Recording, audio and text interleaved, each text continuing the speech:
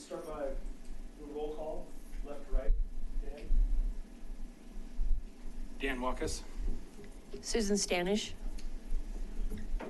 Corbett Hunter. Ron Summer. Corey Oxner. Todd Ferguson. John Bain.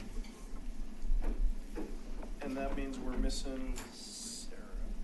Sarah? And the new guy. Right. Who said he wouldn't be here, right? I just re-emailed it to you, in case you needed it. I think I said she needed a ride.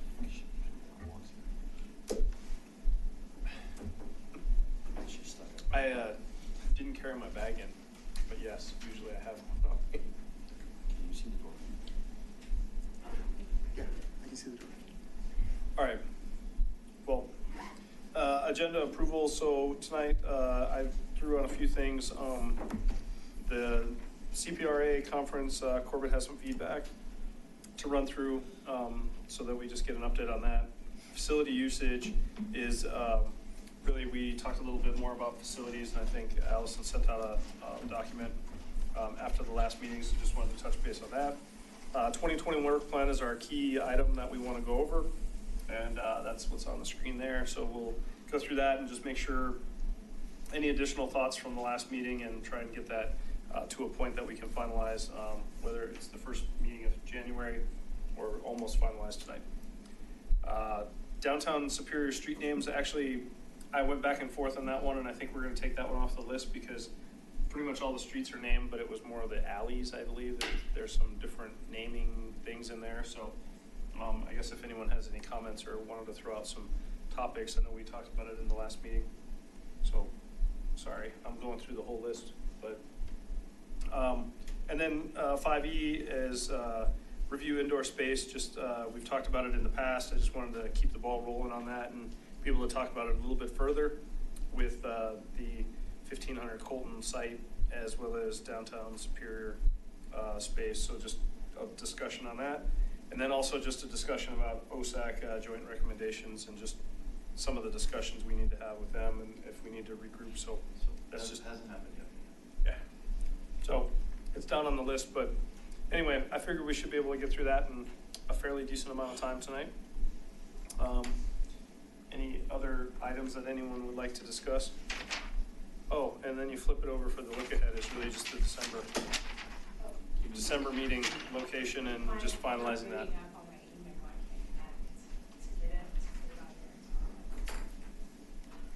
Well, I can pull it up here and I can just read it if you don't want to display it too. Okay. So anyway, any other agenda items that anyone would like to discuss tonight?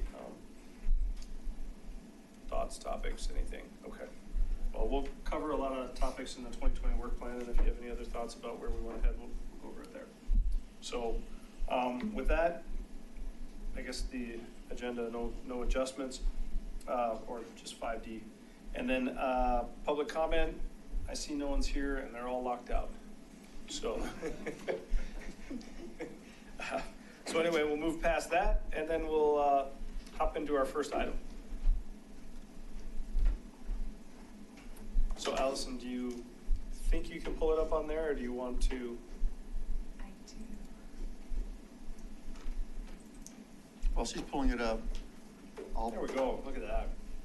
I'll preface this by saying that these notes are really just from attending the session and really didn't apply it to PROSTAC's charter in general, just some impressions I got for things for us to consider as we go through and for things that maybe even, oh, someone's at the door, I think. Is there somebody at Neil, the door? I thought I saw somebody, yeah. Somebody at the door. You're late. Oh. It's Sarah. Do you know how I do that with the roll call, Allison? Do you know how I amend the roll call? Can I just add it back in? It's going to be a technology. Can I just do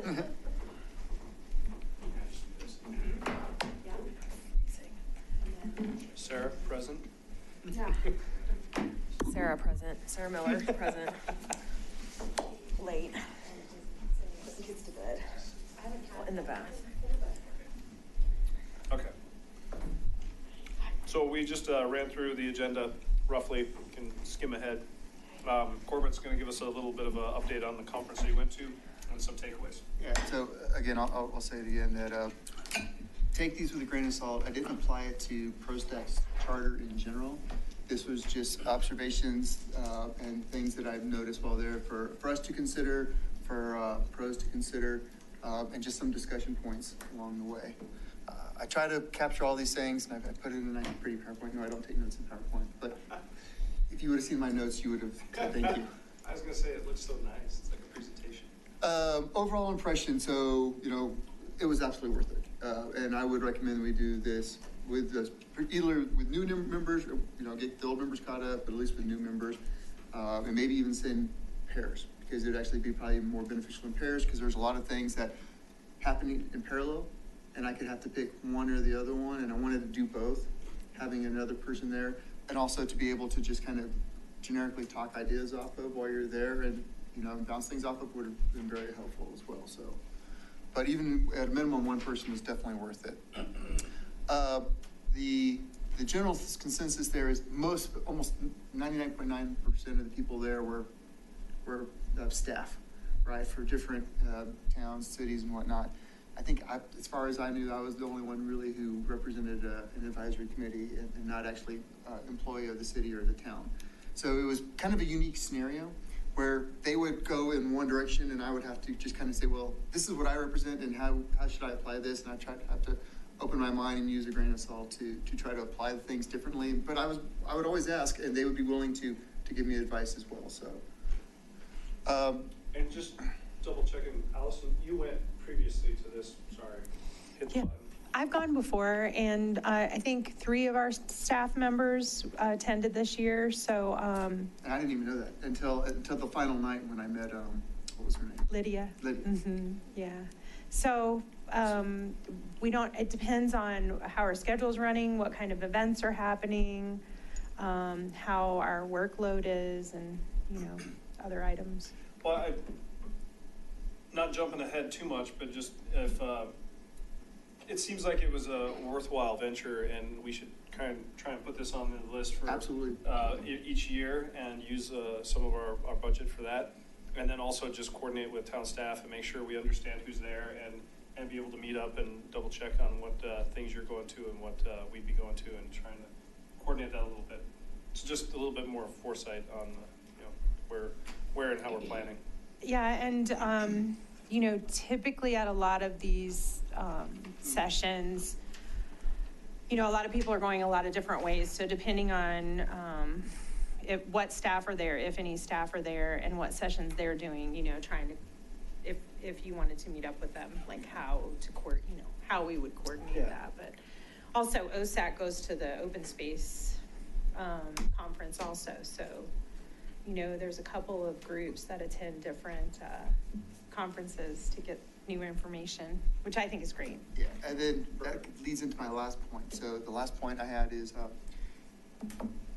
luckily I ended up on the last day, I found a couple people that I actually knew. I knew Patrick Hammer, who was there, but I also knew Chris Cron, who was the guy from Lafayette, who's now in Longmont. So there's a couple people and another person I knew who was over at the City of Boulder. So I was able to start, mingling, if you will, and talking about what issues they have. But pairing up with at least a Superior Parks and Recs would be very helpful, because may be able to make introductions of folks that I wouldn't have known to meet to help with some of these conversations. And really, I'm just looking for, what are you guys dealing with? What are other towns? Is there advisory committees, and what do they deal with? What commonalities we have? To make those connections early would have been more beneficial. Again, this was hugely beneficial, and this would just be how to make it even better. And I'm not going to go through and read all these slides, but we can make them available, but I'll do the highlights. Here's some sessions that I attended on the first day. The first one I thought was pretty interesting. It was really about how do you do more with what you have? We always talk about adding more amenities. Well, can we make the most of the amenities that we have and look at them in different ways so that we offer something new? And they were talking about stuff like, they have a dog park where they offer yoga in the park. You've heard these things with yoga with goats. Well, they have yoga with dogs in the dog park. things like that, that you can just look at the amenities you have and use them differently to make it more useful for people who, maybe I don't have a dog, I would never use the dog park, but if it was a yoga thing, I might do it, type thing, right? So, how to get better use of the parks, and involve technology. Well, everybody has technology, everybody has a phone, we have a park. Maybe we can marry the two, and one of the things they were talking about was how do you do interactiveness between technology and the parks you have, right? You can either do like a Pokemon Go, or one of the things that I thought of while we were there, maybe on this one, is interpretive signage. We're all talking about interpretive signage. Well, interpretive signage doesn't actually have to be a physical sign. It could be something that you have your phone, and as you have an app and you go to and you walk towards this area, then this thing pops up on your phone, and now everybody has it, and they can say, oh, in this area, if you look over this way, and augmented reality type thing. I don't know, but something that how you can blend them. Another idea I also had on this would be, we have some of these workout equipment over at Wildflower Park that we added. Do people really know how to use them? Do you know how to use them properly? Is there a way that we could add to the experience of the amenity that we already have by offering a video to show people the proper way to use them, or something like that? Either a video that's attached to the side, or whatever you could do. And just how many people know we have it, because didn't we receive a comment like a month ago? From Yeah. someone about, can we get more exercise? Can we get exercise equipment on trails? Yeah, integration on the trails. Right, so how do we get the word out about the mini that we have, and then make it appeal to more people? Because, well, if it's there, but they don't know how to use it, they're not using it. So how do you enhance that, experience?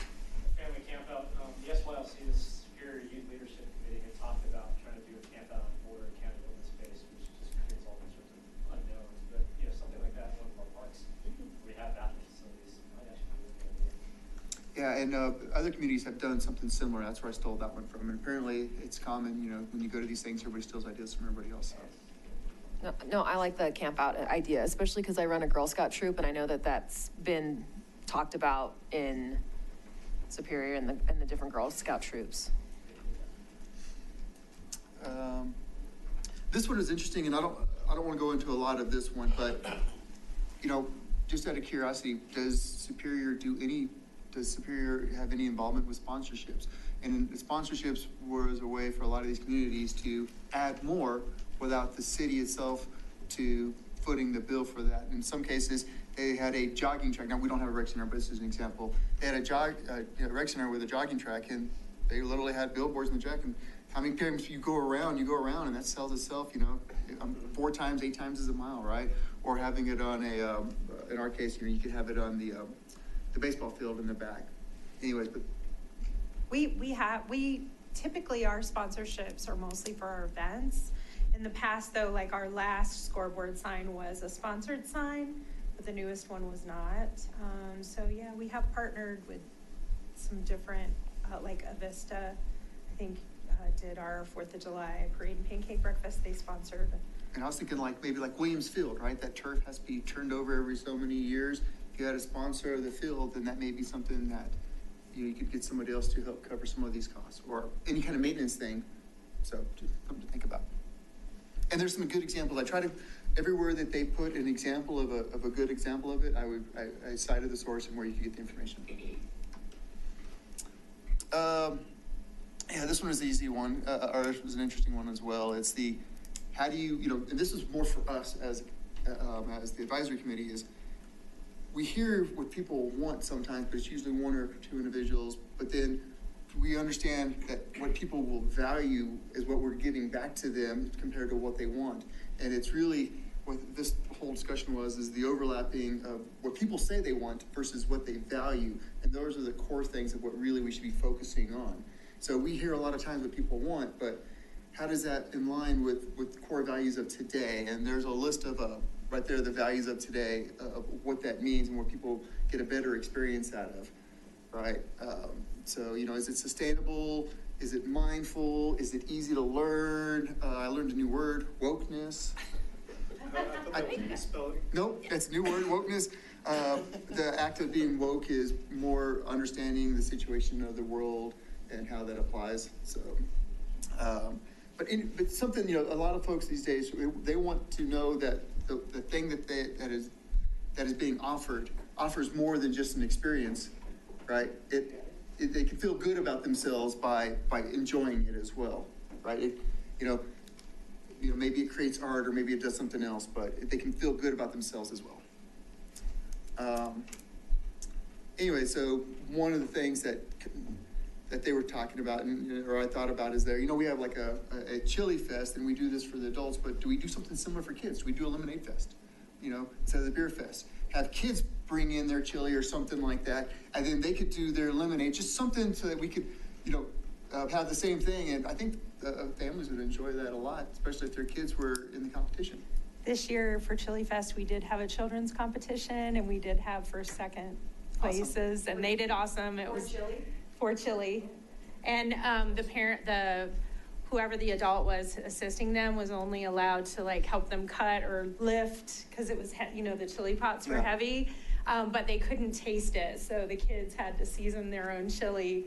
So the taste was like completely up to the kiddo that was cooking. So that was one of our new enhancements this year. Cool. And I would even challenge, it'd be interesting to have their own day. Instead of sharing a day, have a day that's just dedicated to them. Here's the sessions I attended. We'll go through individually. This is the most interesting one of all of them that I attended, and it really had the biggest crowd and the most involved crowd, and it's the homelessness, in the different areas. And as a lot of it is migrating towards Boulder, it's going to get bigger and bigger and bigger, and it's going to start hitting a lot of us out here. And this was just more for us to just start thinking about how do we deal with it? How do we deal with it as an advisory committee? What's the other things that folks have had to deal with? One of the things that I didn't realize is that in Boise, there was a ruling recently called Boise versus Martin. And what that said was that the town of Boise, Idaho, said that it's illegal to, I think it was illegal to camp out in a park, right? And it went to the court, and the court said, well, you didn't offer shelter. So you can't make something illegal if you don't offer a substitute. You didn't offer adequate shelter, so you can't. They ended up getting around it by saying, okay, well, we now have a curfew in the park, and they're violating curfew. But it's interesting things to think about, and how are we planning for it? Because it's probably only a matter of time for, if Superior isn't dealing with it, we're going to really start dealing with it as Boulder, grows and grows and grows, and it's going to start coming to the edges. So something for us to just start thinking about, and for us to think about it, is when we're planning these parks, when we're planning these amenities, do we think about what, the next steps could be for alternate uses that we didn't intend, including homelessness. In one case, where they ended up, was it Arvada? I think I said it in there, or Arapahoe County, they ended up having to do cleanup, and those people booby-trapped the whole area, so that the police couldn't come in and really readily and pull them out. They had tripwires, they had syringes, they had everything in there. So, just again, do we have a plan? Do people get trained? How do we deal with any of this? And this is just food for thought, not for us to really discuss today. But that was and it was such an interesting one that they're actually talking about of having a special session for the CPRA of just that, a day or a couple of day-long sessions on that. The other interesting thing one here is also is that the homelessness, for the reasons, only a small percent, I guess, of homelessness right now is actually for people who are down on their luck. A lot of it is by choice, and a lot of it is by choice because there's not adequate, affordable housing in the area. The case of Jackson, Wyoming was an interesting one where Parks and Rec up there, they had a bunch of work that was being done, and they needed a seasonal help for the summer to come in, a whole bunch of it, but there wasn't enough housing to bring all these people in. Right. So they took a big chunk of their parking lot and they turned it into tent city, and they allowed the people to camp out in their parking lot during that time, reserve that spaces for them to be able to do it. That's how they dealt with it. They pre-planned for it, and it worked out great. Once the seasonal help was over, it all went back to normal. So again, it was pre-planning though that made that one work. One quick thing about that is Denver even has a day work program for homeless that they hire out of different areas to help in the parks to clean up and stuff. And then another one again for us just to consider is it was an inclusivity. And this one is really interesting because it really went full circle It talked about, well, it talked about originally starting with the more universal you can make stuff, the more different folks have the opportunity to use it. However, you have the flip of the coin where you may make it so that nobody could really use it, or you actually are pushing a lot of folks away. So the example that they gave was, having a facility that catered to special needs and to older generation. Well, older generation needs a lot more lighting in order to see better, but special needs, like autism, the lighting could actually trigger something in them. And now by having one group need it, something, the other group is getting alienated. And so how do you blend that, it talked about rec centers. While we're all talking about rec centers, that the trend now is to go to these family styles, because apparently it's more inclusive, but then you have people who are self-conscious and you push them away anyways. And in some cases, you're getting to the point where you're over-inclusive to exclude everybody except for one small group. So it was kind of a slippery slope as we look at some of these amenities. If we ever start talking about rec centers again, you can be too inclusive, but you can be too exclusive, right? By the way, I did learn a new thing also. Yeah, did you guys hear about this? Apparently there's a new thing out there. This is total random, it has nothing to do with this. But they were talking about inclusivity of paternity leave. And it's literally paternity leave or maternity leave for new pet owners, to be able to spend 2 to 3 weeks with your brand new pet to bond with them. And a lot of businesses and companies are offering this. But that's a way for them to be inclusiveness for people who have fur babies rather than regular babies. That just astounded me. Like your support animal? Cat in a couple weeks. Yeah. Every 3 months. Anyway, so then the final was just a wrap-up session, but that was the crux of it. I said it was, it was really eye-opening, and it made me think a lot differently than the way I would normally think about what we do. Can I ask one question that you had a point on that you didn't discuss? Was, can pickleball and tennis courts coexist? Was that, did you mean in the same physical space, or what was the gist of that? So again, this goes back to, I think it was in inclusivity, right? Where you make things more generic to be able to do more usage out of it. Well, a lot of times you hear, well, you can take a tennis court and turn it into a pickleball court sometimes. Well, does it really coexist? Because whenever we bring up the question, the tennis folks there don't want the extra lines. They don't want the pickleballs there. The pickleball folks don't want that. So that's a case where you can try to generalize it to appeal to two crowds, and you may alienate both crowds because they don't like it when it's dual usage like that. So that was the... Yep, thank you. So I guess I'm curious, as we look into the 2020 work plan, and just thoughts of, is there any way to include or modify some of our thoughts about what we look forward to in the future based on what some of the trends are out there, and even like some of the amenities list, and how we can potentially add or take away some more knowledge on what could be a new trend out there that we haven't seen and needs to be added to some of these things. Yeah. So just how it's all addressed. And I know we've talked about just like a sidebar on trails, we talk about trails, and we have a lot of trails. We have some concrete ones now, but also the crushers, and the half and half trails is one thing that, may be a topic, but amenities being another with, as you said, pickleball, tennis, whatever. So just thoughts on that, and just how that could potentially play into our other components of the work plan, as well as amenities and trails. Yeah, I would encourage all of us, as we're thinking about these, on at least 2 levels to think as we're talking through these. One, how do we enhance the experience of that amenity or that trail or product or whatever it is by making it more valuable to people, right? A trail is valuable to some people, but a trail with a learning experience, people may be more, you get a more meaningful experience out of. How can we, as we're doing these things, let's consider how do we make it more meaningful? And 2, we should be considering it, how do we get the maximum use out of it without constraining it so much that other people can't use it or can't enjoy it as well. So those should always be as part of our conversations when we're talking about those 2. So I'd just say activate trails but we don't want to overactivate because there's some people like the peacefulness of areas versus the interactive space along the way. Right. It's that balance again. It's always a balance. Okay. Thanks for going, Corbett, and Yeah. summarizing it for us. Yeah, thank you. Okay. Fascinating. Well, good. Well, I'll And I got snow and now. It's your fault. You a brought month it ago. up. That's the sound.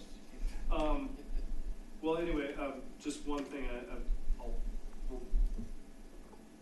when we hit the work plan, I was gonna say, we should probably add that as a line item on our work plan to attend. So I don't think it's on there. So, we'll come back to that. And then just, when we were talking about programming and utilization, Allison had sent out this, spreadsheet afterward. So this kind of gets into our facility utilization.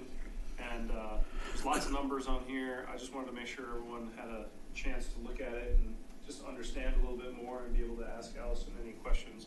But really, you know, it talks about the number of days, various things. If you can understand all the abbreviations sometimes to where things are. And I actually have a question on that too, before you jump in. So one of the things that they talked about at the seminar was, they have these laser counters. So, and not just, you know, how do we enhance this with really seeing how, you know, when we were visiting some of the parks, we're like, well, how busy are these parks? We said that at Founders, we said that over at the dog park. We just want to know how much usage they get as it, and they have these laser counters, not all Superior does it or not. They're really inexpensive. They just sit there and you can't even see them. They blend in pretty well. All they do is they just track traffic in and out. Traffic in and out. Did you happen to get the name of that I product? did, and I 'Cause put we've- a link to it. Awesome. Well, It's on because there. we've looked at those before and a lot of them are pretty pricey, and then figuring out the target place that you really Yeah. want them. I think the last time we looked at it, about a year and a half ago, they were, gosh, I want to say, they have drive over tube ones, like for bikes or cars. Yep. And those are relatively inexpensive because they use air. But like the more elaborate ones need like a power source, like an outlet somewhere. So then we would, depending on where it is, we Is that the probably eco would have to counter? get electricity The to eco counter, it. yeah, that was one that a lot of folks were using, was the eco counter. Let me look at my So I email. can just give them back part of it. So anyways, it'd be really interesting because now we can start really getting an estimate of how busy is Founders Park? Is there something that we could do to enhance the usage of it, or, you know, or it's really busy that maybe we need to focus on another area to make that experience better, right? Sorry. Always gotta apply tech. So I have an email from 2017 from Eco Counter. In my email, it's so funny because I think we all like go towards this same ideas that are like such good ideas. And I need to look. So the least expensive one is $3,000, for example. So at the time, we were looking at counting numbers on trails, you know, and thinking about our trail usage. But, you know, maybe that's something that could be revisited and recommended for, you know, Could that be some type something of like put on project. the door to the dog park? No, I mean, it'd track how many people go in and out and just understand the real utilization of it. There's also, I think on Eco Counter, there's also a monthly charge for their system. And then like the Oh, wow. $3,000 for the thing itself. But I could send you all this information. It was from 2017 too, so I'm not sure, you know, how that's changed, but definitely I think it's great. But it seems like it's something that wouldn't stay permanent. It would just be something that you could track a certain amount of time and then move to a different area, kind of like the little strips on the road. They have different designs. So they have some that's like a post, you just walk by and it's a laser and just tracks all the time and just constantly gives you a counter. They have others that you could move. It just depends on what you're looking for and what you want to do with it. Well, and how much you want to spend up front and how many Right. areas you want to cover. But, you know, I mean, you know, when I was thinking about it, it's, well, if you're going to spend, you know, $35,000-$50,000 in enhancing a park, right, then a small percentage of that could be used to say, should you really spend it at that park?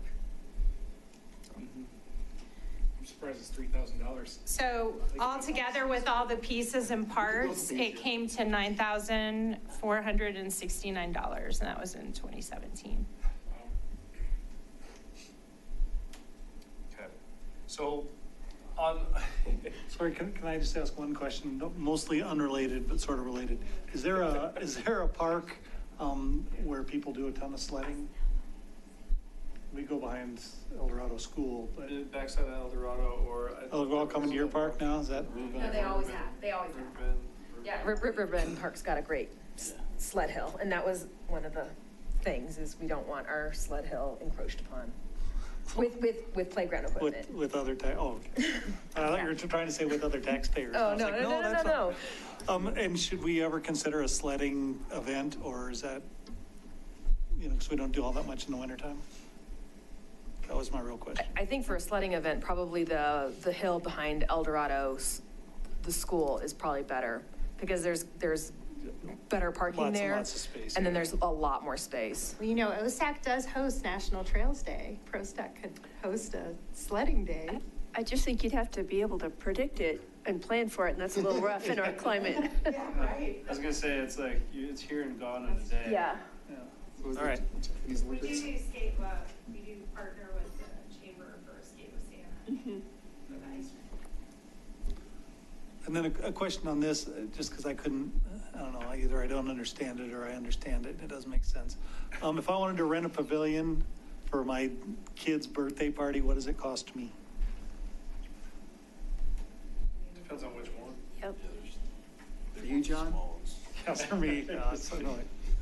That's the $23,000. What are the top two there? What do those acronyms mean? What is WFW? Wow.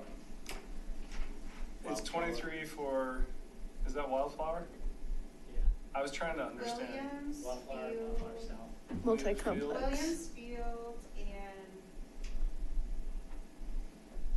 Community Park. Community Park, All fields, right?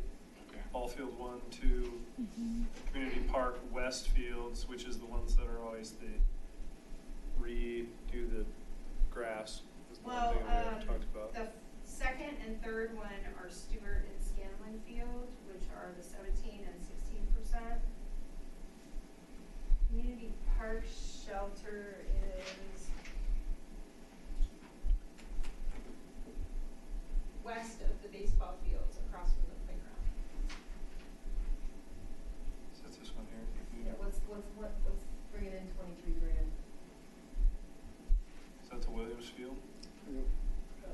That's Yeah. the soccer That field, makes the sense. football field. So as a summary, the That's fields, the whole. So these are Williams multi-use, Field whole field. Community Park, Westfield, multi-use, Community Park.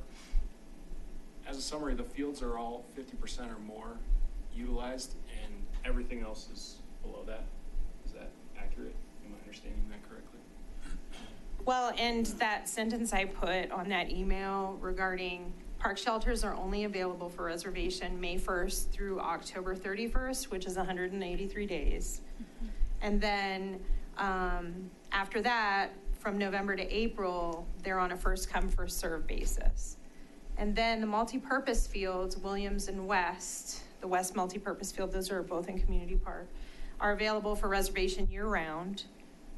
And then the baseball fields are available from March 15th to November 15th. So, And I quite frankly don't see those fields used very much. they're, Baseball fields. Depends on when you go, oh I my think. gosh, Yeah, they're they're- used so much. Yeah. Yeah, there's always a big competition for Yeah, but teams and. they only have like a 3-hour window. so Right. Yeah. It's like 5 After to 8, school. 5, yeah, so. Yeah, during the day, you're right, there's never anybody on it, but then Kids are in school.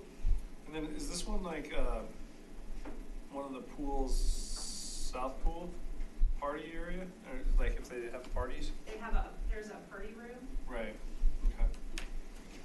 I'm sorry, I was looking up the rental prices for those, so. Oh, no, that's okay.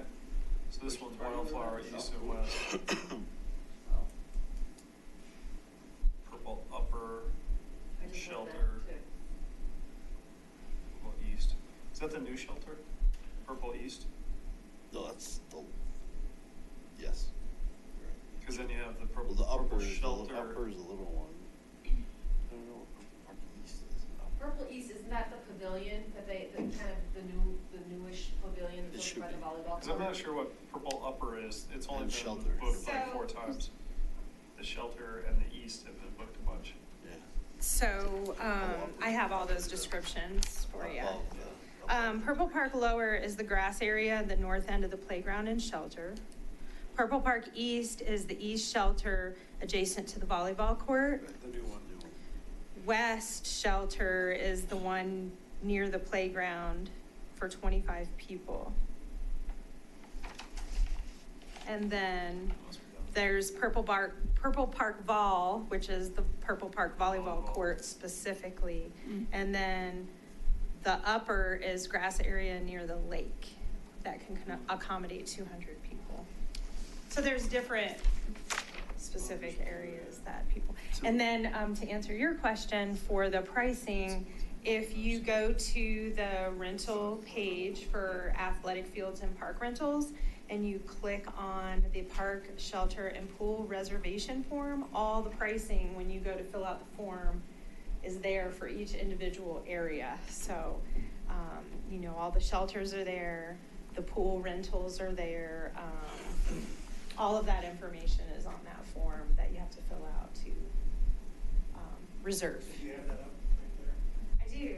Just pick one, Purple Park Shelter. Okay. Purple Park Shelter East or West or Main? Main.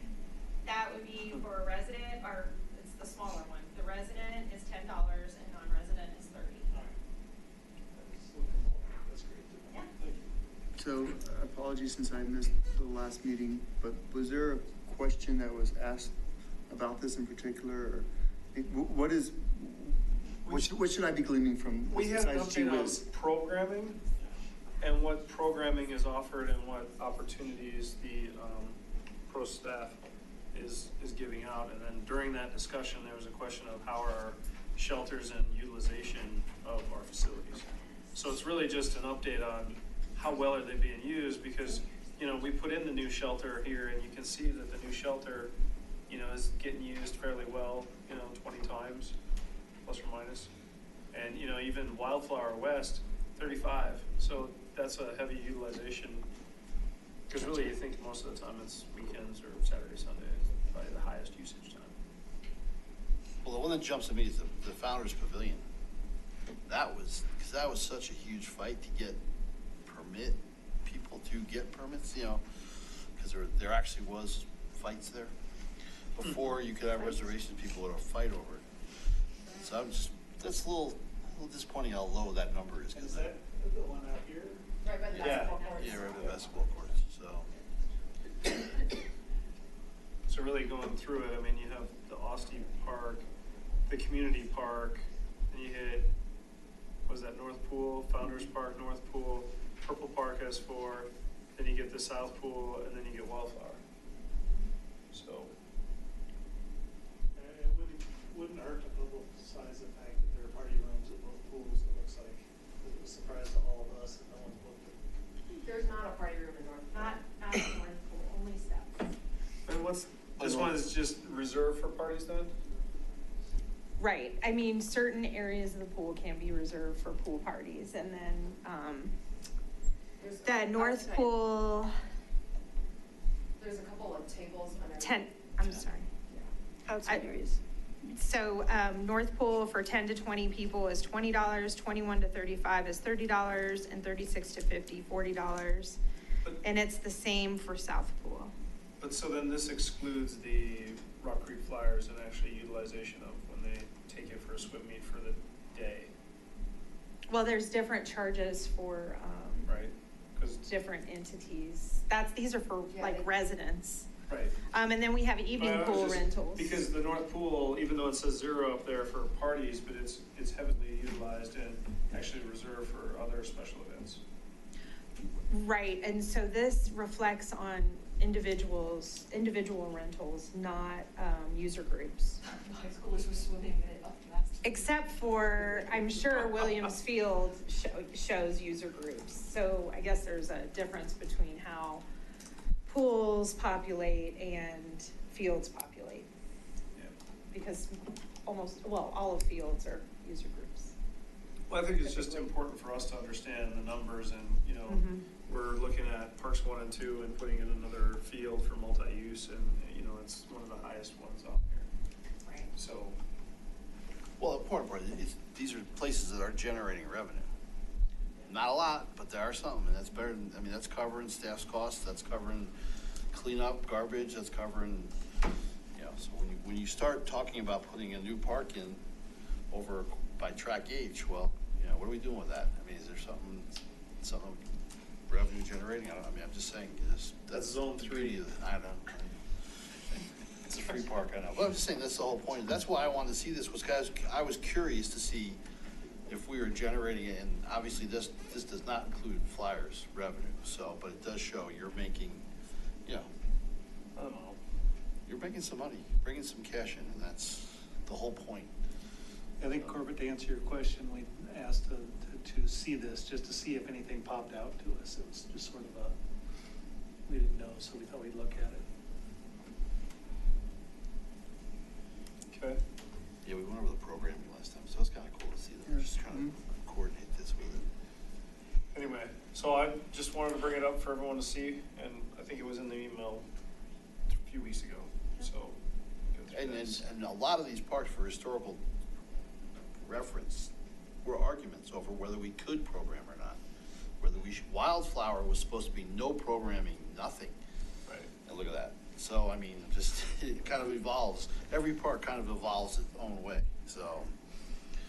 Well, and it's also not a user group using it for programming. Correct, It's- exactly, yeah. It's residents. It's residents, yeah, Right. yeah. Yeah, and the west is the really big one, the east one's the smaller one, right, out on the east end.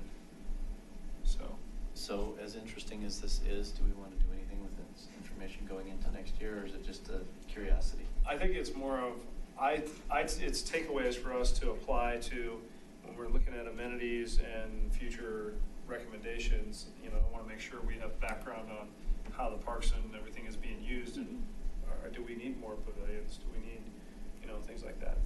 So if we had the fancy laser counter, it'd be really interesting to say, have all this level of information on the tennis courts getting used and, everything else. It'd be really cool, so we could actually understand how much that is. It also seems like layering in the user groups, because this is residents, but then the multi-use fields and how that layers in with, because even the tennis courts get programmed and filled up from our understanding. Yeah. And then the pools get filled up with the flyers and time that they're using it. So how do those layer in? Because those are high used amenities, and, it's been on the amenities list, but the pools are pretty expensive.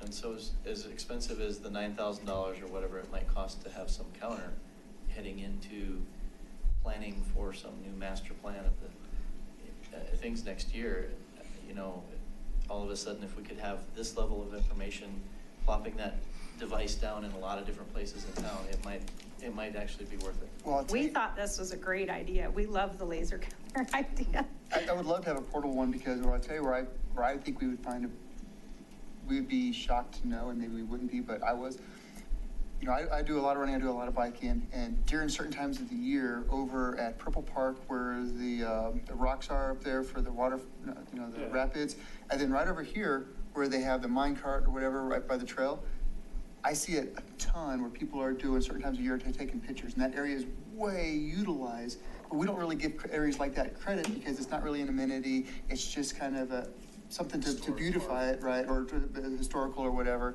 But in truth, it's getting used a lot for backdrops that we underappreciate.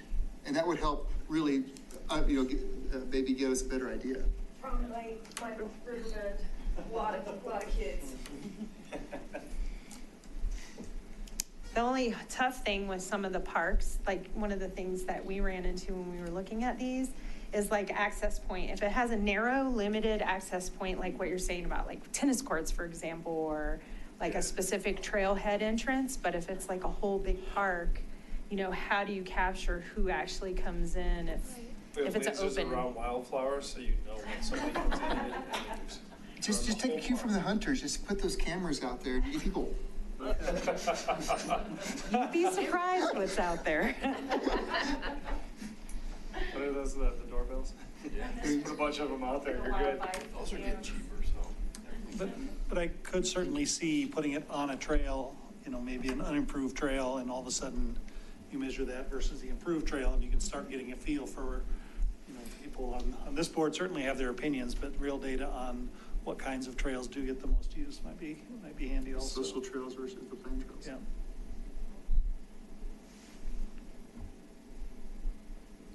See, it's already useful. It's already sparking all this extra conversation. This is great. Love it. All right, so let's go to the work plan for 2020 and just give it a quick review of what we talked about last month and what we think we need to add. So I'm gonna roll down here before I forget. Does this exist somewhere online? I looked and I couldn't find it. This current work plan? The one we're future This work one, plan? right here, yeah. I don't think so. I don't know. I didn't put it up online, I guess. Okay. I just didn't know if I missed it. In the Dropbox? Are we still using the Dropbox? We can. That's Patrick's thing. Whatever. I used it heavily for a while. Yeah. I don't know, because we went over this last month. We did some rough adjustments to it, and then we went over it last month, and then I just looked at it again yesterday, a couple days ago, and made a few more slight revisions. Just some of it was wording, and some of it was overlap between comments that were on the first quarter and comments that were down on the ongoing. So I did make a few adjustments to it, but it was really trying to consolidate and not have duplication in multiple areas. So anyway, I wanted to write here just the CPRA, right? Yep.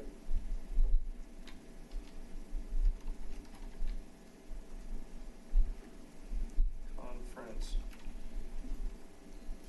Just put it in there. I think it's technically fourth quarter, but plan for it in Plan third for quarter. Yeah. Okay. Well, when did you go? Was that? It's October. Yeah. Yeah. Mid-October. That's why third quarter you have to figure out. You have to figure out who's going. Yeah, point, who's going. Yeah. And by the way, the sooner that we could have somebody identified who wants to go, there was a lot of things on pricing that I could have taken advantage of, but it was because it was so late that I couldn't, so. What was the total cost for? I think, and I didn't charge for mileage and that stuff, but I think just for the conference and the hotel, which is pretty much it, was like 1,300 total. The hotel's not cheap. It's October, mid-October.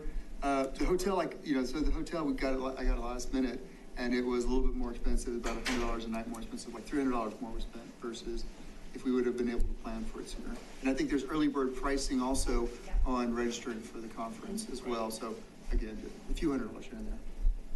I can kind of volunteer for that. Be around, probably, most likely. We'll put it on the list and just make sure as it comes around that we make sure we meet all the early bird pieces, but yeah. Do you want to add a dollar amount there just so we know it costs money? No. I might make it one though. I might move it up. I'll make sure we jump on that first month of the quarter, so.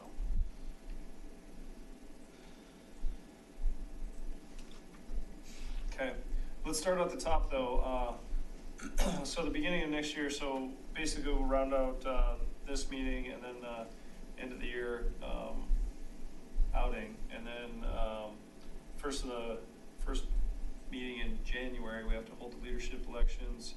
Want to try and schedule the joint meeting with the town board, and hopefully that kicks off some of our what do we want to do, and make sure we have board support. We always say preferably in January, but it's really priority of which board meeting we get on to have that dinner.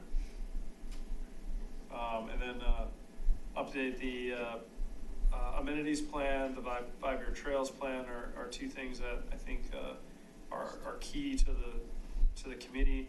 And then the master plan, hopefully the five-year trail plan and the amenity plan roll into what do we have in the master plan. And really that's probably our biggest one for the whole year is the master plan and what we're doing and how that impacts all our other future decisions and budgeting, et cetera. So actually I should probably just put this up higher.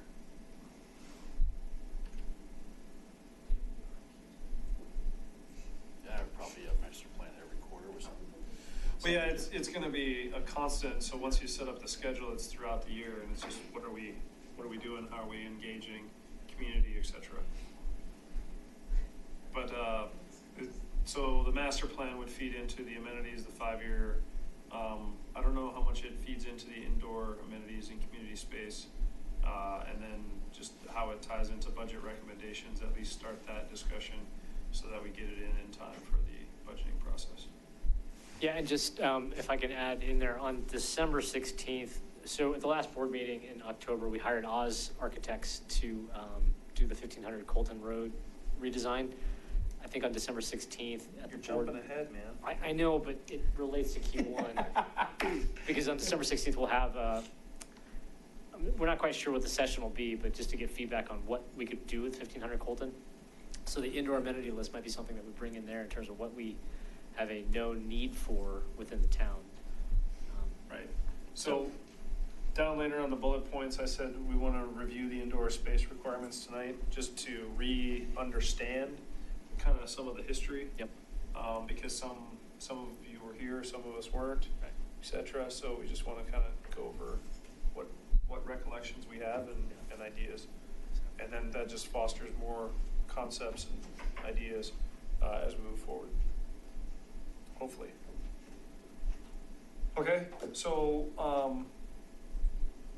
that's the first quarter, and then the second quarter really is, we want to finalize that, the 5-year trails plan, and then budget recommendations, and then the 5-year trails plan, we always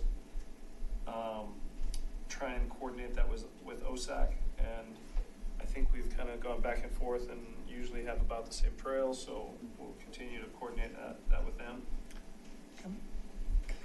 Keep going. Yeah, can I interrupt on Please do. on the trails plan? Do we have a series of longer-term goals for the trails in Superior? I mean, do we want to connect everything to everybody, or there are some limits we want on that, or? That's I've never quite understood. You know, I always think you should, more is always better, but you know, maybe that's not the case, right? That's just maybe my view of things. Well, part of the thought process with us putting our list together is we want to make sure that the town, the board knows what we think needs to be done if and when the money becomes available. And that's generally been the problem, is there's just no money available for it because it's all spent. So as far as, if you look at the entire list, it's a pretty deep, I don't think there's too much more. So the only example that I saw in a couple of places where we said, man, we'd really love to have a trail out here, but Boulder County will never support that. Right. So if Town of Superior had a goal that was to have a trail out there, it probably comes up anyway, but I'd at least know what kind of priority we ought to be putting on this and see if there's anything else we could do. So that's just an example. Right, that would be the great example to go with what we sent to Boulder County. And I was going to say, to me, there's two types of trails and two types of recreation opportunities. There's open space, and then there's parks. So really anything west of McCaslin, to me, is open space. Except for, original town, there's still zones in there. But, when you think more out in Rock Creek, anything to the west is really open space. And that's where the Boulder County open space recommendations that we put forth in the last couple meetings is really covering all those trails. And some of those trails are still on our 5-year trail plan it'd be great to have these or update these amenities, but it's not like we have full control over that. And so those are kind of just another piece. But some of the trails, we have upgrades to trails. There was trail maintenance, and then there's new trails or missing links. That it's like, hey, I run this trail all the time, or I ride my bike, but there's always this gap. It's like, where are those, and is there a need to fill those? And that's what usually goes on the list. I think our list right now also has a lot of town center development and interconnectivity between original town, Rock Creek, and town center, and just how that ties together. And that all kind of has just been on the list for a while, but as they've brought forth their FDPs, there's more trails and interconnectivity that we're just making sure is there, and that's done by the developer. and not the town, so we're just kind of overseeing those, I guess you'd say, or just double checking that there's still connectivity. Trying to enable. Yeah, so, But no, you're right. You're absolutely right, though. Anything you see, I've had 3 people in the last month continue to ask me about the fence where everybody jumps, where the cattle are, and right at the corner as you're going down in McCaslin. Whatever you want to call it, 3 different people know each other, have asked, why are we building a stupid trailhead there that nobody's going to use when we really needed it there? At the little, I'm like, because Boulder County won't let us do it. It's as simple as that. So to answer what your thought is perfect. That's what you need to bring to us and say, hey, somebody mentioned this, and you know, it may be something we talked about 10 years ago, and I still think that little thing we're talking about around whatever that fence is that people keep jumping anyway, even though Boulder says the county says they're not gonna do it, we still can say we would like to do something there. So I don't know if that answers your question. I think to answer your question though is that I think you're alluding to a vision plan for trails. And I think what we do is, you know, different from a master plan, we all have a vision of what we think the trails should do and their purpose of it. I think a lot of us share that, but maybe not identically. You know, I think we all would all say that we agree that the trails should be able to get us access to different areas of the town so that we don't always have to drive a car. We'd like to get from the south to the north to the new town area. We'd like to get people from the east over to the open space in the west, and it's a lot of our shared vision, but where's the priority of that vision shared? And I think this is where this is why we rank, and we have the trails list, and we rank them to say, where do we think the importance, where does our vision of the importance, is it more important to get people to the open space, or is it more important to plan for the downtown? And then we bring our combined visions in the ranking of the trail system, and that's what comes out of it. I think that. yeah, and one other one is, just to bring up a controversial trail, is that, you know, in the last year, we've talked a lot about connectivity to downtown, and how do we get across Tract H and to the community to the south. And there are connectivities at McCaslin, and then all the way over at the new development, and really Promenade Drive is now the new name of that new road tying in. So really that's the 2 connectivity points, and there's one more opportunity in between, that there's a gap in between some houses, but that, you know, not everyone wants the trail there. And, you know, they've brought comments about why it should or shouldn't be there. So, and really that's why, you know, we look at, okay, well, we still get connectivity on the sides and just not in that one point. So we can propose things, but it doesn't mean that it will always go through, because as you said, certain people would want it or don't want it for certain reasons. But overall, our vision as a committee, I would say, would be, what is the best for the community and for the interconnectivity of all the trails? Yeah, no, all that stuff's a big help and super cool, but you know, what I'm really kind of, Corbett hit on some of it, that, you know, maybe I'd like to see some of that written down, even if it was just in a few bullet points where the goal is to connect everything. But, you know, even something quantizable like every house within a 1 mile radius of a park should have this many minute walk to get there. That's actually in the old town comprehensive plan, was, I think it's. Yeah, I would expect that to exist. Right. Yeah. A certain distance. to Yeah, the park. you have to be within like a quarter mile or half a mile to a park, and definitely within a quarter mile of the trail. But so the exact thing you were just talking about, right? You might be a quarter mile from the park, but you might have to walk 2 miles because the access isn't there.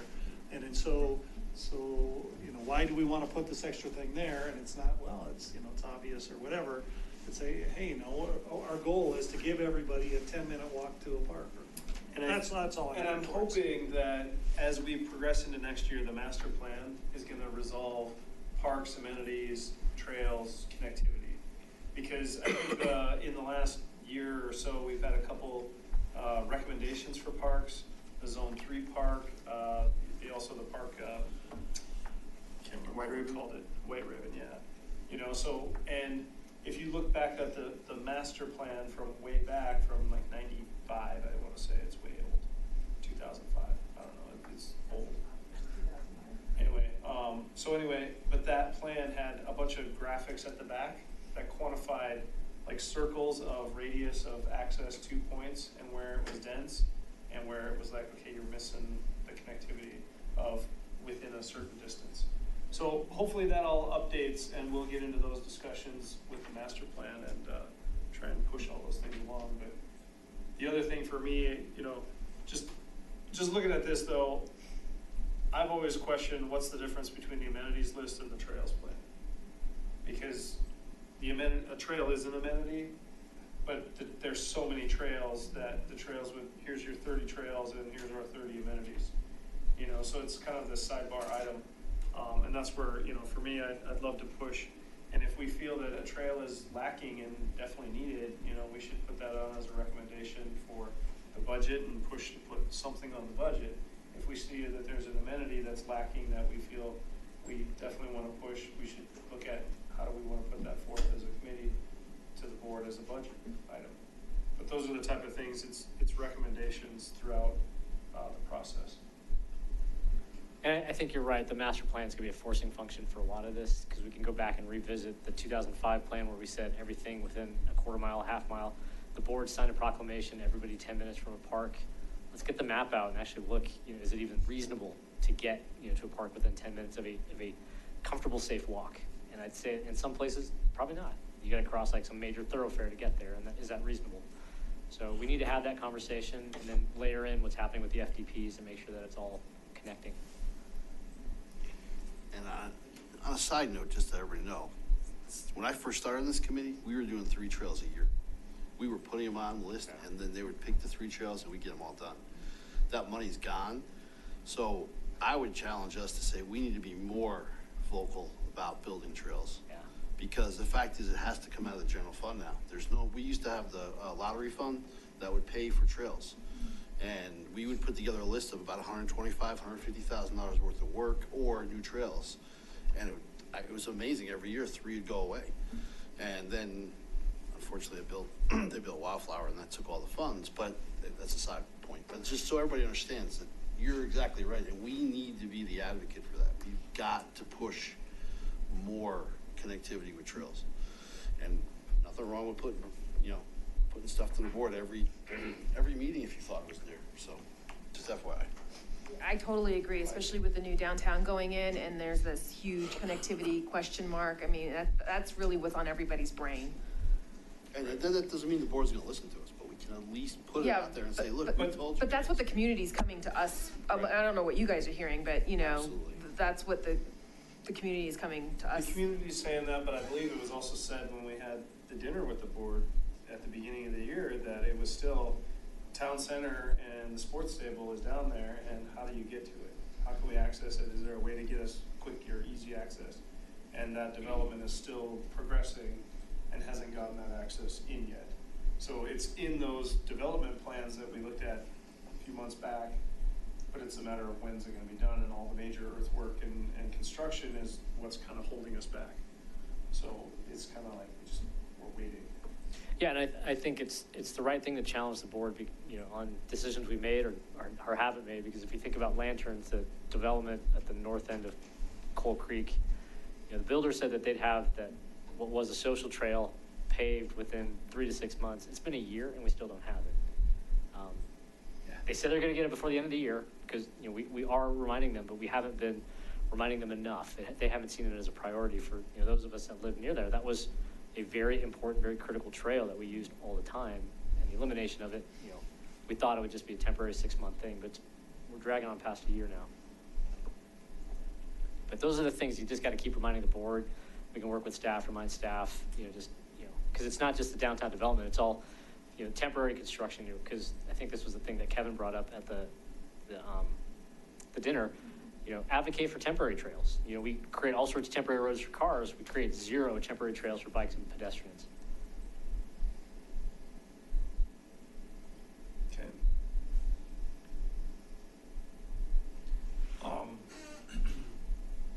As we continue into the second quarter, we continue to talk about trails and recommendations, trails, amenities, playgrounds, upgrades, etc.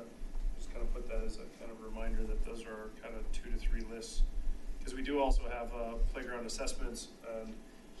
what's the upgrade requirements or maintenance of playgrounds.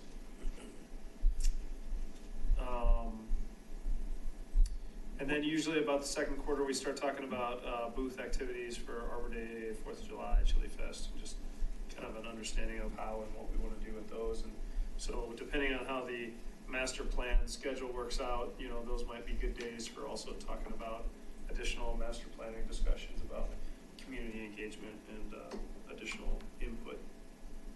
One thing I don't see in here, we did it for the last couple of years, at least we tried to do this year, and I don't think it worked, but 2 years ago we did, where in the first quarter, we try to determine, is there any special projects or is there any volunteer things that somebody wanted to lead? Like when I did it 2 years ago and I did the 4 bike activities, interacting with the town for volunteer and biking. Do we want to include a discussion on what we can do for that in the first quarter? We could, I mean, definitely. Yes. I would like to see that on there. Okay. And whether we end up doing anything or not, at least provide somebody the opportunity to say, I would like to lead this effort during the summer or whatever. And maybe leave the master plan, or maybe it could be anything. It could be anything, right? Yeah. Could be. Yeah, I agree. What would it be, special projects? Yeah, special Identify. Do we call it like subcommittee or something? subcommittees, I think is what they're called. Yeah, subcommittee. And it could be a subcommittee of one. Yeah. So one thing, I don't know if it is a part of that, but the Ninja Warrior competition that's got some money in the budget, is that something that we need to be having on our radar? Absolutely. Well, when is it? that's Has there any work been done on that so far? Not that I know of. We do have our event supervisor, so she would be the person that would be in control of that event. And I know that it's a vendor that we're paying to host the event. So I'm not sure So we wouldn't. if we would have booths. I don't know, what the finer points of it are yet. Is that second, third, fourth quarter? So the board approved it last month. I think the target was around June. Okay. The goal is also to offset some of the costs with sponsorships, so it goes back to what you were talking about earlier. The logistics of all of that, to me, is just an unknown right now, since this is new on all fronts.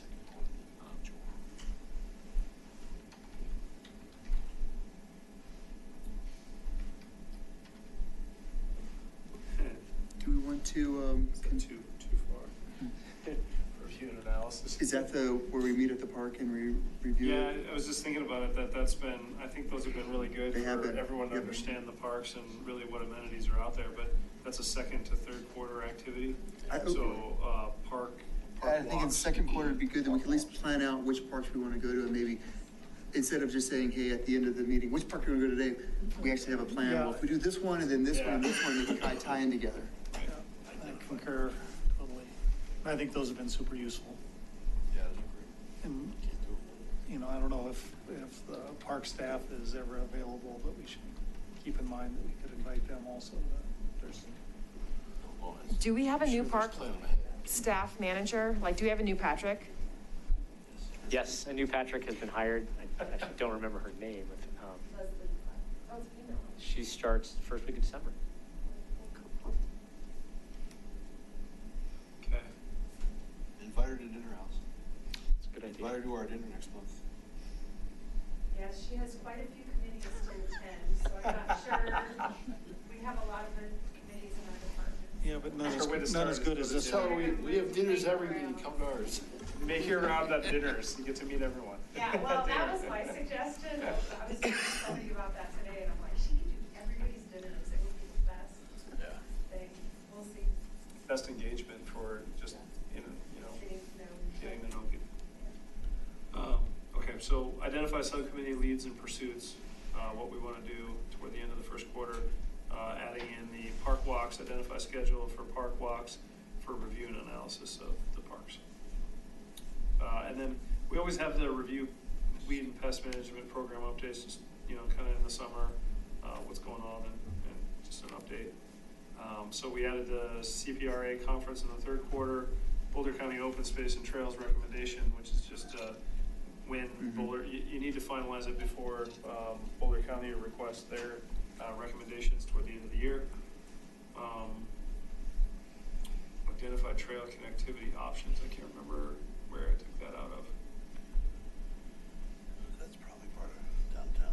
Yeah, and I think I had it in like.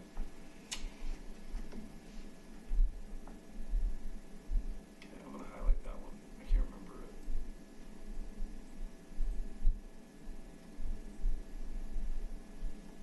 Unless anyone has any thoughts on that one. I don't think it really says It's it. already covered, I think, in.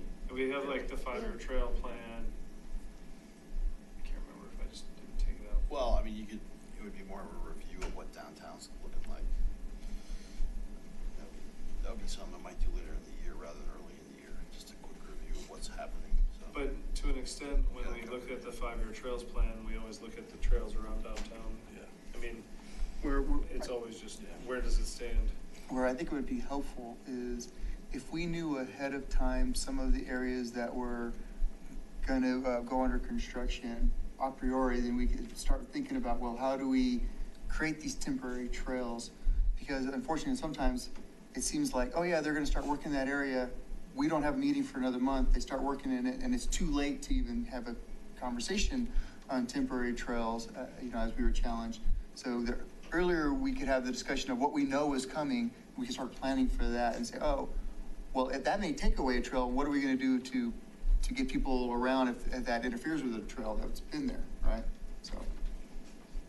That's a good point. I mean, I think with the FDP we're looking at now, and even with the toll one that we approved, they did have in part of the presentation their phased-in construction plan. But we all know that that's sort of an optimistic role because if the market slows down, then it'll get dragged out. But they have tried to lay out what gets built when in terms of sequence.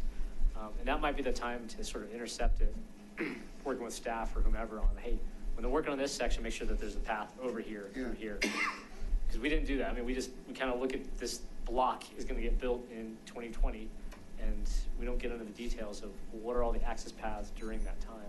Right.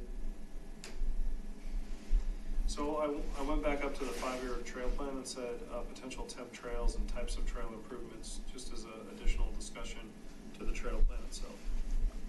And do we concern ourselves with maintenance? I mean, we have folks here that spend a lot of time on trails and we point out stuff when we see it.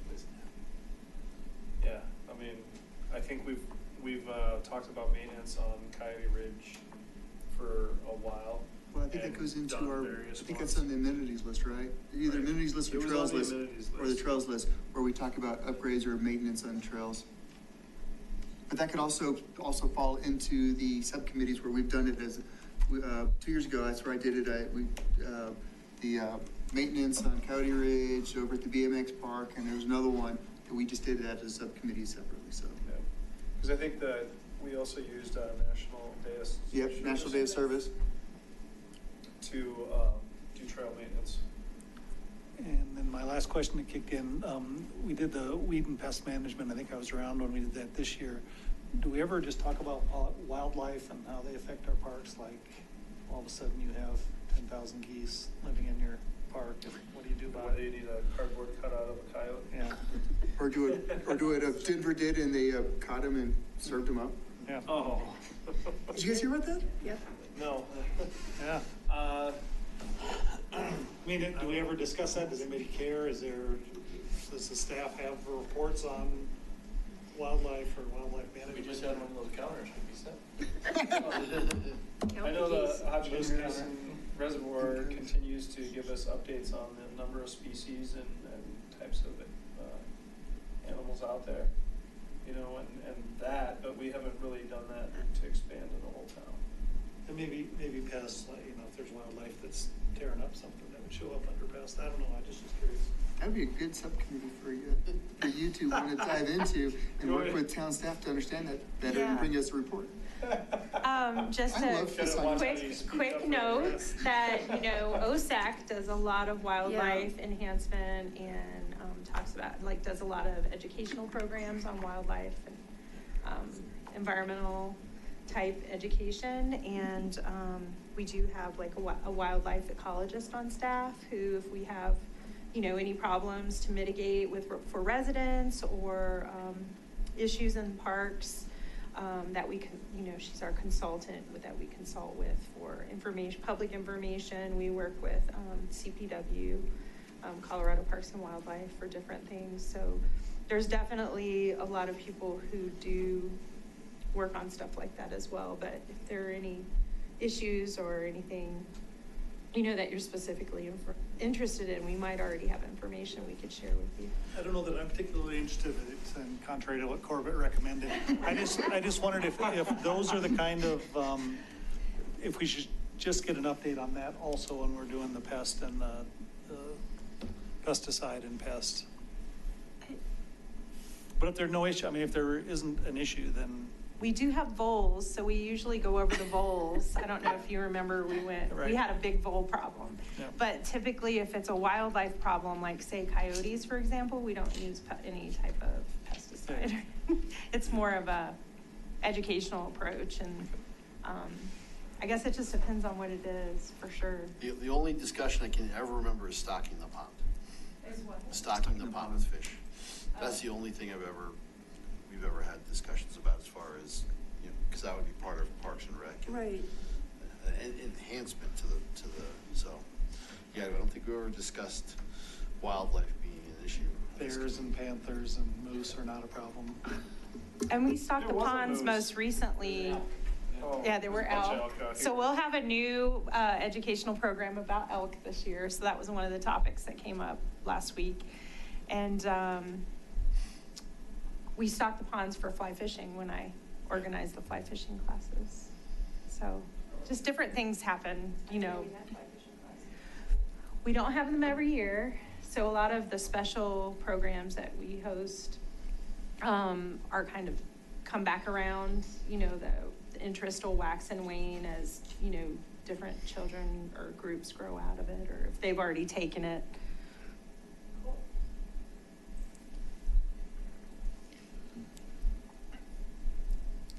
So we hit a lot of the first things up here. So we get through pest management, we got the conference in the third quarter, Boulder County. This Rock Creek corridor, I think we were focusing more on the transition across Autry and Town 15, but really some of these might be just bullet points to the master plan up here. I was thinking that too. And whether or not we just move them up, it just leaves the third quarter, fourth quarter, but it'll be a constant discussion about master plan. Well, Town 15 became an issue, didn't it? What? I think, It came to our attention that we probably need to focus on it a little more, that yeah, but I think you can help us out here. I'll just say, I think Town 15 is still a question of what is the potential uses in our statement, and I think it kind of ties to, is there a consensus within some of the committees on what that potential usage may be? Yeah, the only thing I can add is, I think the town had hoped that OSAC and PROSTAC could get together to put together a joint vision, which has proved challenging, which, is what it is. But I think the master planning process is going to force the conversation on all of us, and everybody will have to be a part of it. I think it's difficult to get the committees together to even, the master plan process is going to require us to be all together on a lot of things. But I just think as far as this committee's agenda for the next year, Yeah. it has to be on there. Oh, yeah. It has to be on there early, and if we don't get ahead of it, something's gonna get put there, so. I wonder if we could at least have it as a discussion item during our dinner with the board. Sure. Not like the whole planning thing, but just see what the board thinks of the statement that we created a few meetings back. Well, I was just gonna ask, did we ever get a response on that vision statement that we I submitted? think it was in the notes that went to the board, which, were approved, but I don't know that the board members themselves have digested it. Okay. I think aspirationally, they're hoping for a joint combined OSAC PROSTAC statement on what Town 15 is, which I know Todd's been working on it, but at the end of the day, it might be that Venn diagram issue where there's like a very tiny little overlap and very different ideas for the rest of it. But if we can get to what that sliver of an overlap is, the intersecting set, that might not be a bad thing. But to your earlier point, I think it's because we have different charters and different visions for those charters, that it's really hard to have a unified thing because their charter is open space, so their focus is keep as much open space as possible, where ours is parks, recreations, it's broader. And so, you know, and as you saw from our vision, it was a little bit broader of a statement. Right. Right.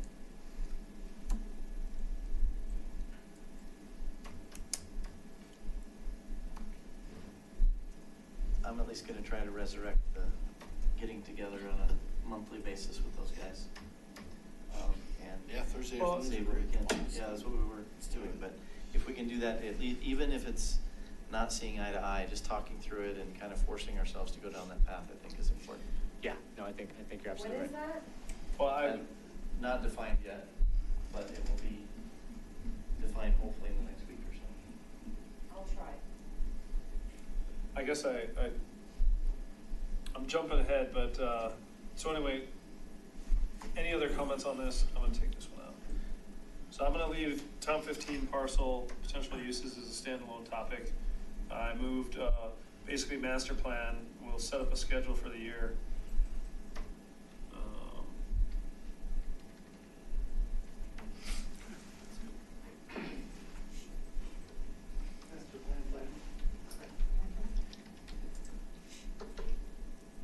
Parks and Trails master plan, really. And Neil, when is that expected to kind of kick off next year, do you know?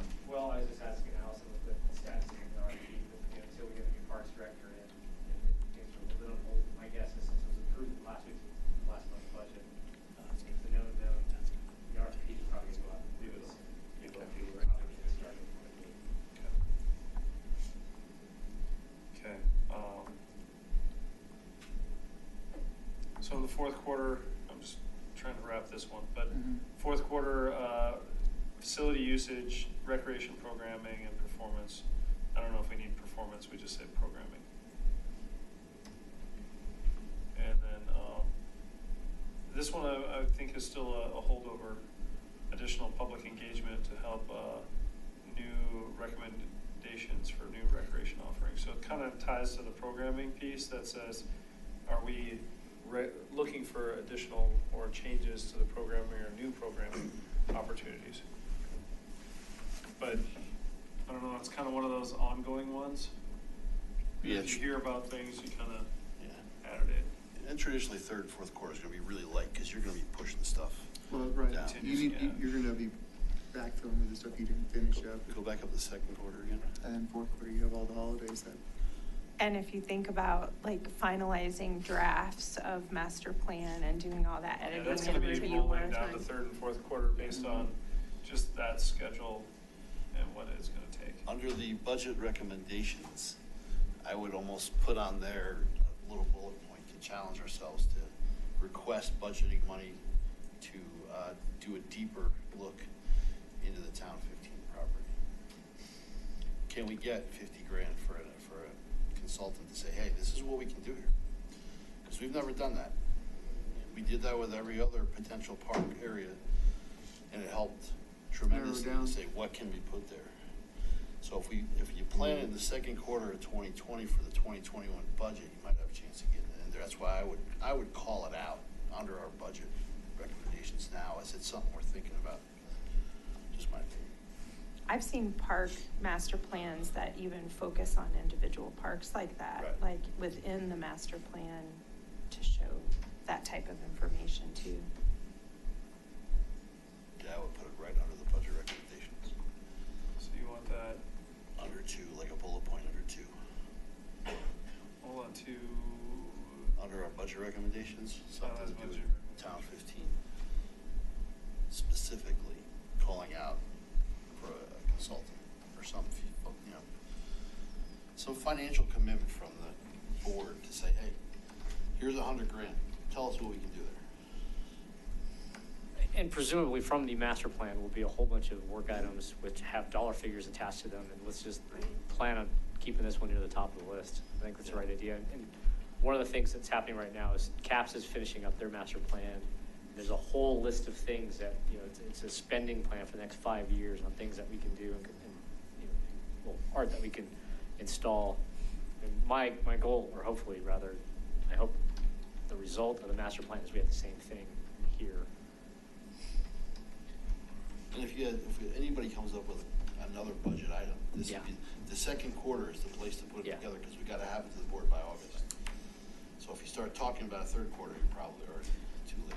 Yeah, and the 5-year budget has, some big items just kind of spread around, like basic maintenance and upgrade things, but incremental new things are just not on there. How do we tie multiple master plans together? And I'm being serious in some of these things, like, could you, I could imagine where PROSTAC and Historical Commission and Arts Committee, where, we want to have interpretive signage that would maybe talk about some of the historical and add arts to it somehow, where you can kind of tie them together and bring it full circle. Done. Yeah, it's a good question. I know CAPS has been working with the Historical Commission, like one of the projects was the bus wraps, but then, the visibility on the bus wraps didn't work too well, so they're working on some other ways of bringing, I think the shelter out here has got some historical superior pictures attached to it. We can do more, for sure. I know one of the things that the CAPS Master Planning Group brought last week, or Monday, is a way to kind of tie art into traffic safety, because one of the corners we've been looking at is 72nd and Sagamore. How can we use art to help people to remember to slow down? So we do need to create a little bit more collaboration between the committees. I don't quite know the best and easiest way to do it. Like the Arts Master Plan has some ideas on interpretive markings and interpretive art along some of the trails and in some of the areas, but how that sort of maps back to PROSTAC's vision and connects to it, I don't quite know. Well, I have a vision that, you could have, so I have an app from NASA where I can put my phone in my hand and it has just a little picture of a thing, and now I have a satellite in my hand and I can move it all over and I can show you, and it looks really cool, an augmented reality type thing, right? Imagine incorporating some of that on a trail, where you take your trail and there's a little sign there, and now it puts an augmented reality of this is where a former coal mine used to be, or an art thing could be, right? And you can kind of tie these things in together to each other while you're walking along the trail and you're promoting the usage of the trail. And you tie them together.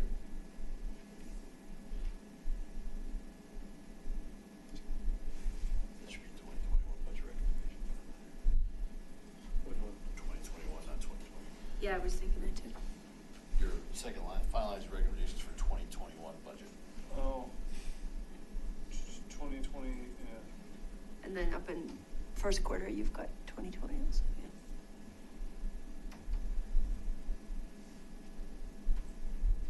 Okay. We're gonna be busy in the first quarter. Always are. Well, that's why it's key that we get this dinner out of the way. No, because we can get a lot of focus from the board when we have that dinner with the board. We've. Oh, what the heck happened? Oh, no, I hope you saved it.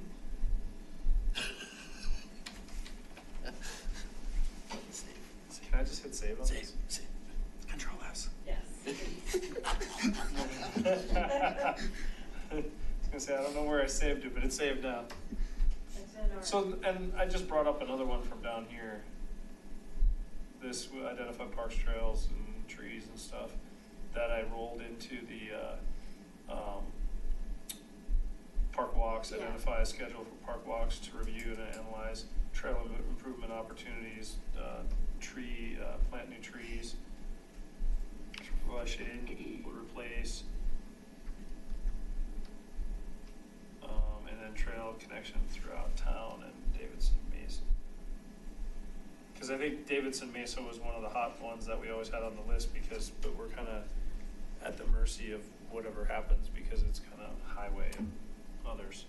But it's just something to keep an eye on. So trail connections throughout town and Davidson Mesa. So maybe these two are actually kind of the same.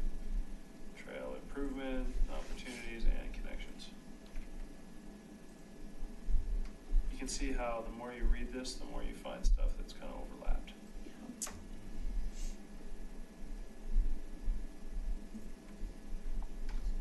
It's due in January, right? Or is it due in December? January. For Boulder County recommendation? No, our work plan. Usually we have it in January. Give it to them for January, our January meeting, so they can have it at the second meeting in January. The good news is you still have one more meeting to look at. Yeah, but I mean, I think this should have the majority of it now. Yeah. Just out of curiosity, I've been taking stuff off of this bottom list and pushing it Yeah. up. why do we do the dinner at the beginning of the year and with the board instead of at the end of the year? It almost makes sense that if you have it at the end of the year as you're putting together your work plan, it'll help focus the work plan a little better. Then we could say, oh, yep, let's pull this stuff off. We've had our coordinating meeting with the board, and then we submit it, and it becomes, we can start working at it right away instead of having to wait for that meeting. We lose January, maybe, we lose February, maybe. I would honestly, the only reason I could possibly think of is because usually you have November elections. So you'd be talking to the old board. Yeah. That would be the only reason I could Yeah. possibly think of. And with the holidays and stuff, December is just a tough time for everyone for more meetings. Yeah. Yeah. I think January, people are kind of ready to plunge in and start fresh on work stuff. So I got review indoor amenities and community space needs, and then I got indoor space requirements review, Superior Town Center, park parcel, civic space, and town plaza concept implementation. I think you're just doing all that to make it challenging for whoever's the next president. So this is for whoever's the next chair next month. Leading stuff to get it down to one page. Just, That's true. That's what I was thinking you were doing. I really did. Exactly No, what I was well, the thinking. last one on here was the naming of streets, and I took that off because we just Yeah. talked about that, and that was our next bullet point that we removed. So I'm just kind of tweaking. Because this is even Prost master plan is very similar Yep. to the new master plan, but it says it differently, and there's different stuff addressed down there. So anyway, I think that's the last line. I'll figure out that last line and how to tie that into this one up here. Send this out to us.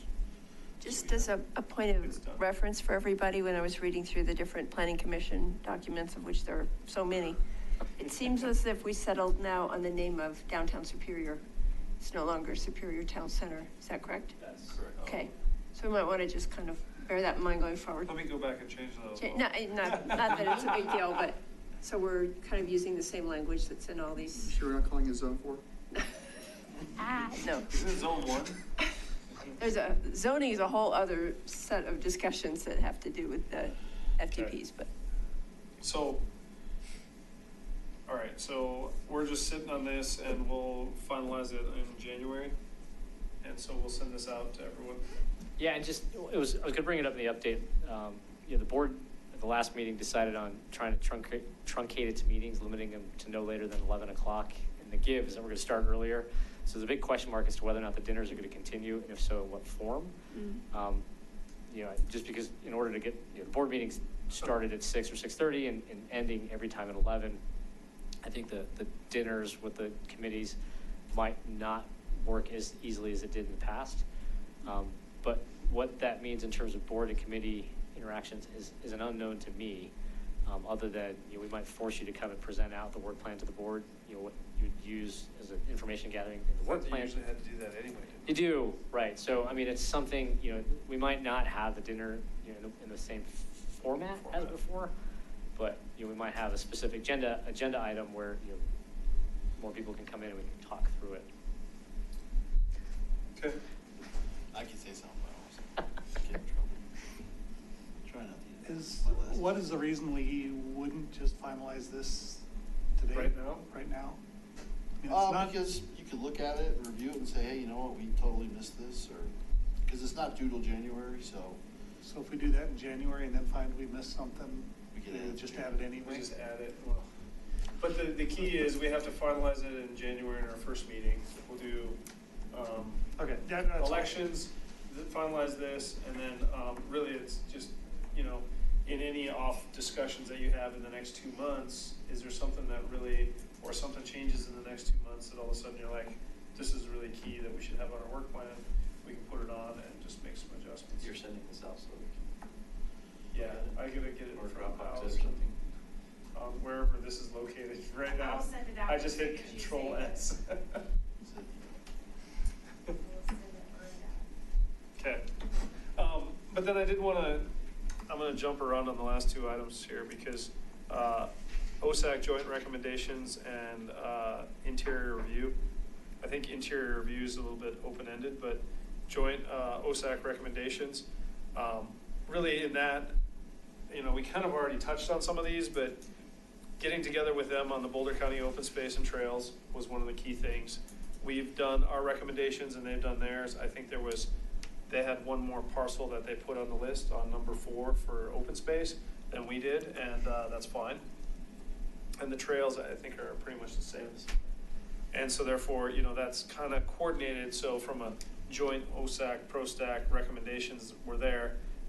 It was brought to our attention, the Town 15 and the joint recommendation. That's one of the things on the agenda here, was just that discussion and how we meet with them more often and get that joint recommendation.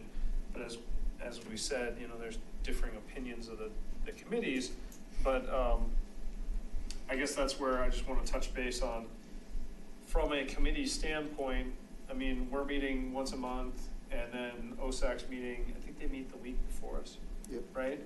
And then if we do have a standing joint meeting, you're basically looking at 2 meetings a month that you're trying to attend an OSAC joint meeting and a PROSTAC meeting, versus is there a way to set up hey, we'll have OSAC to one of our meetings one month and they'll have us to one of theirs, and we shift the time of the meetings and have a joint session of, say, third quarter and, third month and 9th month, just throwing out times. I think it's a good idea. But that way you kind of say, we kind of shift to meet each other and have a open discussion with each other. Because otherwise, we're always going to have multiple, how and when can we get together? I mean, I know that's been one of our challenges. We got together once or twice, and just that was 4 people, and I already heard 6, 5, you know. So I don't know if we could potentially do something like that. And I know that there's lots of people on both sides that would like to hear what the joint conversation is, and that's where I've pushed so far to say, let's put out our recommendations so at least we know what this group is thinking. And then if we put that out and then have the discussion with OSAC, that they know what they're thinking, and even if it's just the leadership of those groups, it's still 4 people out of the 18. You know, as I think about this, maybe it doesn't make sense, but right now, it'd be interesting to have, if we could have a subcommittee with OSAC to figure out how we blend together in some of these things better, like you just talked about, have that as one of us lead a subcommittee, and if OSAC would have, somebody would be willing to support that as well. They'd come up with a plan by second quarter or whatever, say this is what I think would work pretty nicely. Yep, trying to make that happen. Okay. I think that's a great idea.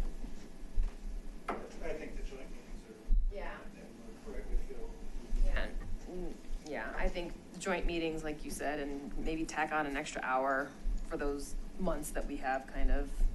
I don't know, it's just throwing out a concept, just to try and see if there's a way, because I know that there's lots of opinions, and if you get too many people on the committee to talk, I mean, I think we're having a good interaction tonight where everyone's talking, where if you get twice as many people in here, you're not gonna get everyone to talk on both sides, or the meeting's gonna run extremely long. So that's where how do we mesh that and still get all the opinions combined?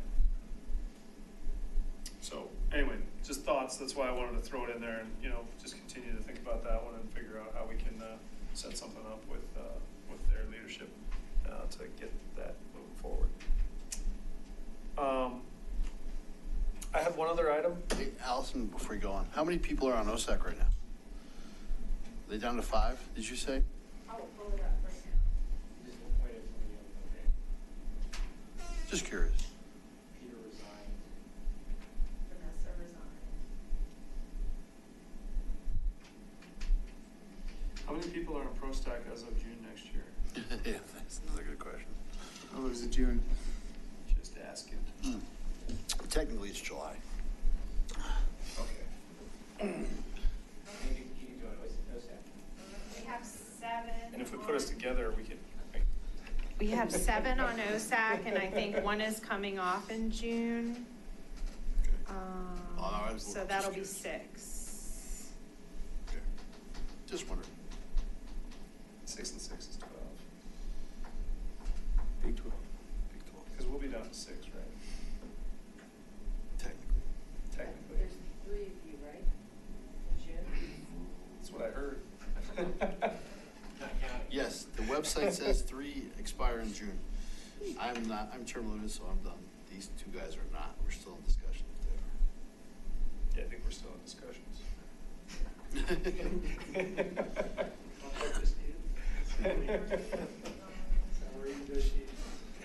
getting rid of me in June, no matter what. It's just a personal time, how much time. You're going to go, No. Is it Corey and Ron are coming off in June for us? Anyway, I think we mine's don't up have in to June sort as this well. out. I just wanted to have the discussion about just how we're interacting with PROSTAC, because a lot of our major things, you know, and like you said, what's our separation between us and OSAC? And You're coming off for the, play yeah, baseball over here. according to the, Bang the drum. I just want to make sure we understand, because part of our work plan and OSAC's work plan is always the, how much are we overlapping and how much are we separate? I think that right now, as long as we're working on the master plan and parks and trails within the town of Superior, I think that's a critical piece. And we won't be overlapping as much, but the trails, recommendations and things like that, we do overlap. I think we just have differing of opinions of how far each group goes with what we cover. But we try to get together and do that joint. I mean, we both basically rate the trails the same, and it's just we put together a joint recommendation. They've come closer and closer lately because there's less and less. So that might be an opportunity for some synergy to save everyone's time if we did, for instance, the trail ranking All in together, one? because then we don't have to have the, merging. Right. And then all the same discussions are really about the same trails in both groups, so if there's a joint session. So anyway, things to think about. I don't think we're gonna resolve that tonight, but I just wanted to bring it up and make sure we kind of, how we want to proceed forward. 15 minutes. I wanted to bring up, I forgot my other agenda item, is that as we look into next year and planned committee booth activities for the year, Arbor Day, 4th of July, Chili Fest, etc., there's always little handouts or things that we can give out, and I know we still have some funding left. And so I just wanted to touch base on that and the fact that, you know, is there something that we would like to potentially get as a little handout for interacting with people and handing out? There was a comment thrown out like a bike bell or something like that. That could be, you know, something that is actually related to Parks and Rec and trails, something that we interact with, but yet it's still something that, you know, you can hand out as a trinket. And to me, it's also would be utilized. And so hopefully it's not just a throwaway item. But anyway, that's an idea. Allison did a nice job on that one, so I'm taking credit for it. Trinkets are good. But if we want to potentially use up some of the funding, I mean, we don't have to use all the funding, that just goes back into our bucket, but maybe we can accrue it for next year and put in some other, you know, $10,000 item, right? In our amenities list. Come on, Allison. Typically, the committees are just allotted their amount for the year, and if you don't use it. Yeah, I wanted to try, But I know that, you know, we did hats, I think we did hats last year. And I know that The discs. The Frisbee show. The Frisbee discs, we've done, also I think like just a few other concepts was, I think OSAC had shirts done for their Trails Day. You know, things like that where it's like, you know, if we're doing a sledding day, you know, maybe we all need sweaters or scarves. they purchased the Trails Day shirts from the American Hiking Association. So they, you know, that's kind of the group that does the big National Trails Day push, and they Right. bought their t-shirts that they wore to the event. So anyway, I just wanted to throw it out for discussion and see if people have ideas, and if we, I don't know if we're gonna have final ideas tonight, or if that's more of. Well, is there anybody left? Yes. Yes, there is quite an amount.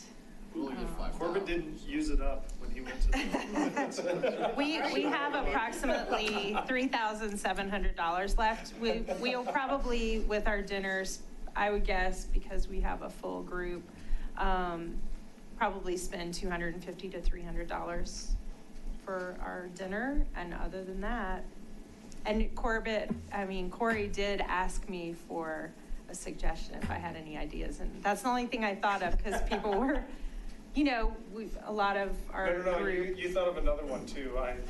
Go for it. Come on. Fanny packs, because they're awesome, and you could ride a bike and wear one, and you could walk your dog, you could put your cell phone in it, and we wanted them for events at one point, because we were like, they're so handy, and they're back in style. Yes. Yeah. Another one that doesn't ever go out of style is water bottles. But you notice Corey didn't mention the other idea. I like the fanny pack idea too. And I've seen reflective armbands or the leg bands, So even some of the LEDs for like biking or hiking or Yeah. whatever at night. So actually, in my set of charts that I had submitted, I had the idea that, if we could team up with a local bike shop and have a bike maintenance day, then we could do, I didn't say the bells, I like the bells, but also have some helmets available for folks who, don't have helmets, can't afford helmets, that you could do a bike maintenance, and then, if they have a helmet, you can give them a bell, but if they don't, especially if it's a little kid, give them a helmet. I also think, Corey, if you opened it up to the community and asked for donation helmets, because I know that people are constantly donating all kinds of stuff in this community, because their kids grow out of them, or they've got new fandangled ones, and so that's also a suggestion. There you go. And a great opportunity for that idea is we have bike to work day and stuff like that, that event. And if we did, another bike park maintenance, that would be a good fit for that type of swag, especially. Fortunately, we don't have any bike shops in town. Well, I personally would love to see us do real frisbees instead of little saucers. The baby ones, yeah. Bike shop over here too. Tube repair kits. Yeah, well, I'll tell you, when you go riding Coyote Ridge during the summer, you need I end up having to put those layers in there because of the goat heads. Yeah. Yeah, tubeless. Oh, I have tubeless, my son's don't. But it sounds like you need to put the order in right away. I can put it all the way up to Christmas, pretty much. That's what I'm saying. This year. No, it has to be this year. You have It to- does need to be this year, but it was just something we were talking about, especially because then we can front load that and have that ready for Yep. next year. And then, what other ideas, or like if two committees members wanted to go to the conference, or, Right. Right. No, we need to use that one, yeah. I would really, another idea might be disc golf usable discs with, Yeah. some logo on them. With They're a little more expensive, but it'd be usable. It's not like a throwaway or give to the dog kind of thing. It might have people out using that, so. Isn't that what we had last year? no, those are little saucers. No, we have No, we did- little round ones. So we did have those thick ones because Yeah. they showed up and we were like, This wasn't we don't want to When give was these that? up. That was 2 years ago. Yes. Was it? But we When handed we out had the the- last There wasn't that many of them, I remember. It was from 3 years ago, but I think it got lost in the shed someplace and it showed up 2 years ago. Because 3 years ago, we had the disc golf basket at our Yeah. tent. But we didn't It's have the in our discs. offices. We didn't have the discs because they were lost in the shed. Yeah. Then they found them the next year, we're like, Right. these aren't the cheap ones that. Well, then we've always had sunglasses too, have been the other thing, the Town Superior sunglasses. There's also day packs that are packable day Fanny packs packs? that not those two, but they have day packs that stuff into a little tiny bag that are like a little day backpack. They have a few items. I will say the discs went really well at Yeah. 4th of July, like they were really popular. Yeah. And The everybody- kids all yeah. wanted those. So You do I a think we'll combination get rid of of the them. discs and the Yeah. and the Yeah. regular frisbees. or the I think if we order anything, any kind of swag, you know, it moves. Do we need a motion to do that No. tonight, or? Just tell her. You could just, you guys could just decide. We just have Let to me know. decide what we want. So as a group, do we have a recommendation of I think we should what we do would like? at least some, or maybe a bunch of the disc golf discs. Yeah. Yeah, I guess my thought in this, in all honesty, is that we should have a theme. Instead of just having a trinket, it'd be nice to have a theme that the trinket would go with. So if we're gonna promote bike safety, or if we're gonna promote disc golf, then, you know, while we're having some of these Arbor Day and the 4th of July, that we have a little bit of theme that we could talk about trails, but we could also talk about, you know, hey, have you thought about this while you're out there? Have you thought, you know, about using the disc golf, and here's a disc golf, so it helps tie in the conversation. Sounds like a subcommittee. I don't disagree with you, but I also think we need to be mindful of the fact that not everybody likes to do everything. Like, we wouldn't want to just focus on cool bike things, because not everybody rides bikes and not everybody plays disc golf. But if maybe we could agree on, you know, a certain number of disc golf frisbees and a certain number of water bottles, you know, that are more generic and. And I sort can of- split up the order. but Yeah, just exactly. realize the less amount that we order drives up the price. Right. Right. And I'm totally with you, I just think it would really be a shame not to do something with money. Yeah, I agree. My vote is water bottles. Everyone can Because use a water bottle. it's pretty universal, and we still use ours from like 3 or 4 years ago. They're all good ideas. With the water bottles, you can still have the theme to, you know, reuse, right? Right. And Which it helps out park, kind which of helps fits out- into a Like, bike, whatever they are. but even if we do something now, we could do something else with next year's budget, in January or February or whatever, right? I guess the question is. Next year's budget, yeah. But we still want to use this year. So do So- we want to pick 3 things and get done with it? I guess Yeah. the Yeah, I key could would- split like 1,000, 1,000, 1,000. Yeah. Yes. and just see what kind of quantity and type of thing we could get. So, to me, I've heard frisbee golf, water bottles, and I kind of still like the bike bell because it ties to the trails Yeah, and it's sure. functional. I like all three. I would I do say, I would leave it Sorry. to Allison to say how much is the bike bells and. The bike bells run like anywhere from $10 to $15. And then my thought was in order to logo them, we would have to buy stickers to put on them. Just because the ones that you can logo that come with a logo, I think just didn't seem to be that durable. And then the frisbees would be around $10 too, I don't remember what they especially were. for 'Cause I the didn't. disc golf ones. Yeah, I mean, those are relatively inexpensive.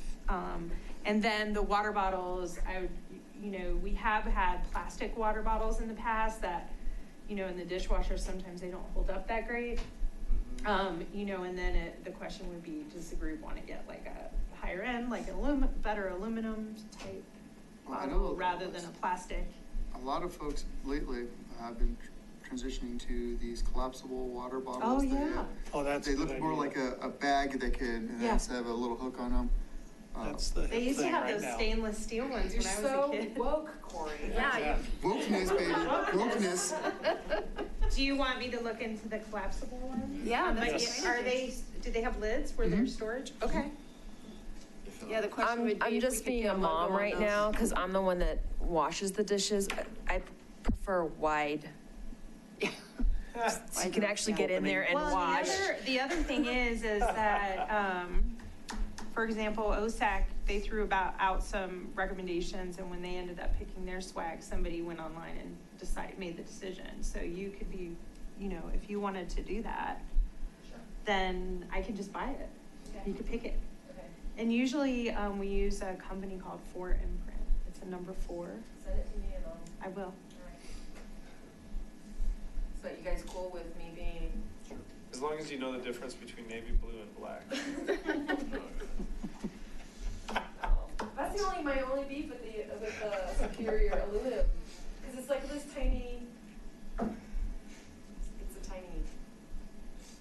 So you gotta get a bottle. And I throw out there, if it turns out something's just a little too expensive, you can always fall back to the sunglasses, because we know those go. Yeah, that's a lot of fun. So I'm just, that's always your fallback option if it turns out that, you know, Well, the bells are too much because we gotta put a label on it that shows it's superior. Yeah. Maybe we, I'm just thinking, and as you say, we got till this December, so. Yeah. well, let's look into collapsible water bottles, disc golf, and the bike belt. Yeah, regular water bottles. And just see what kind of mix and how much that costs, and just where that lands. So we'll just touch base on that and see what we can do. Okay?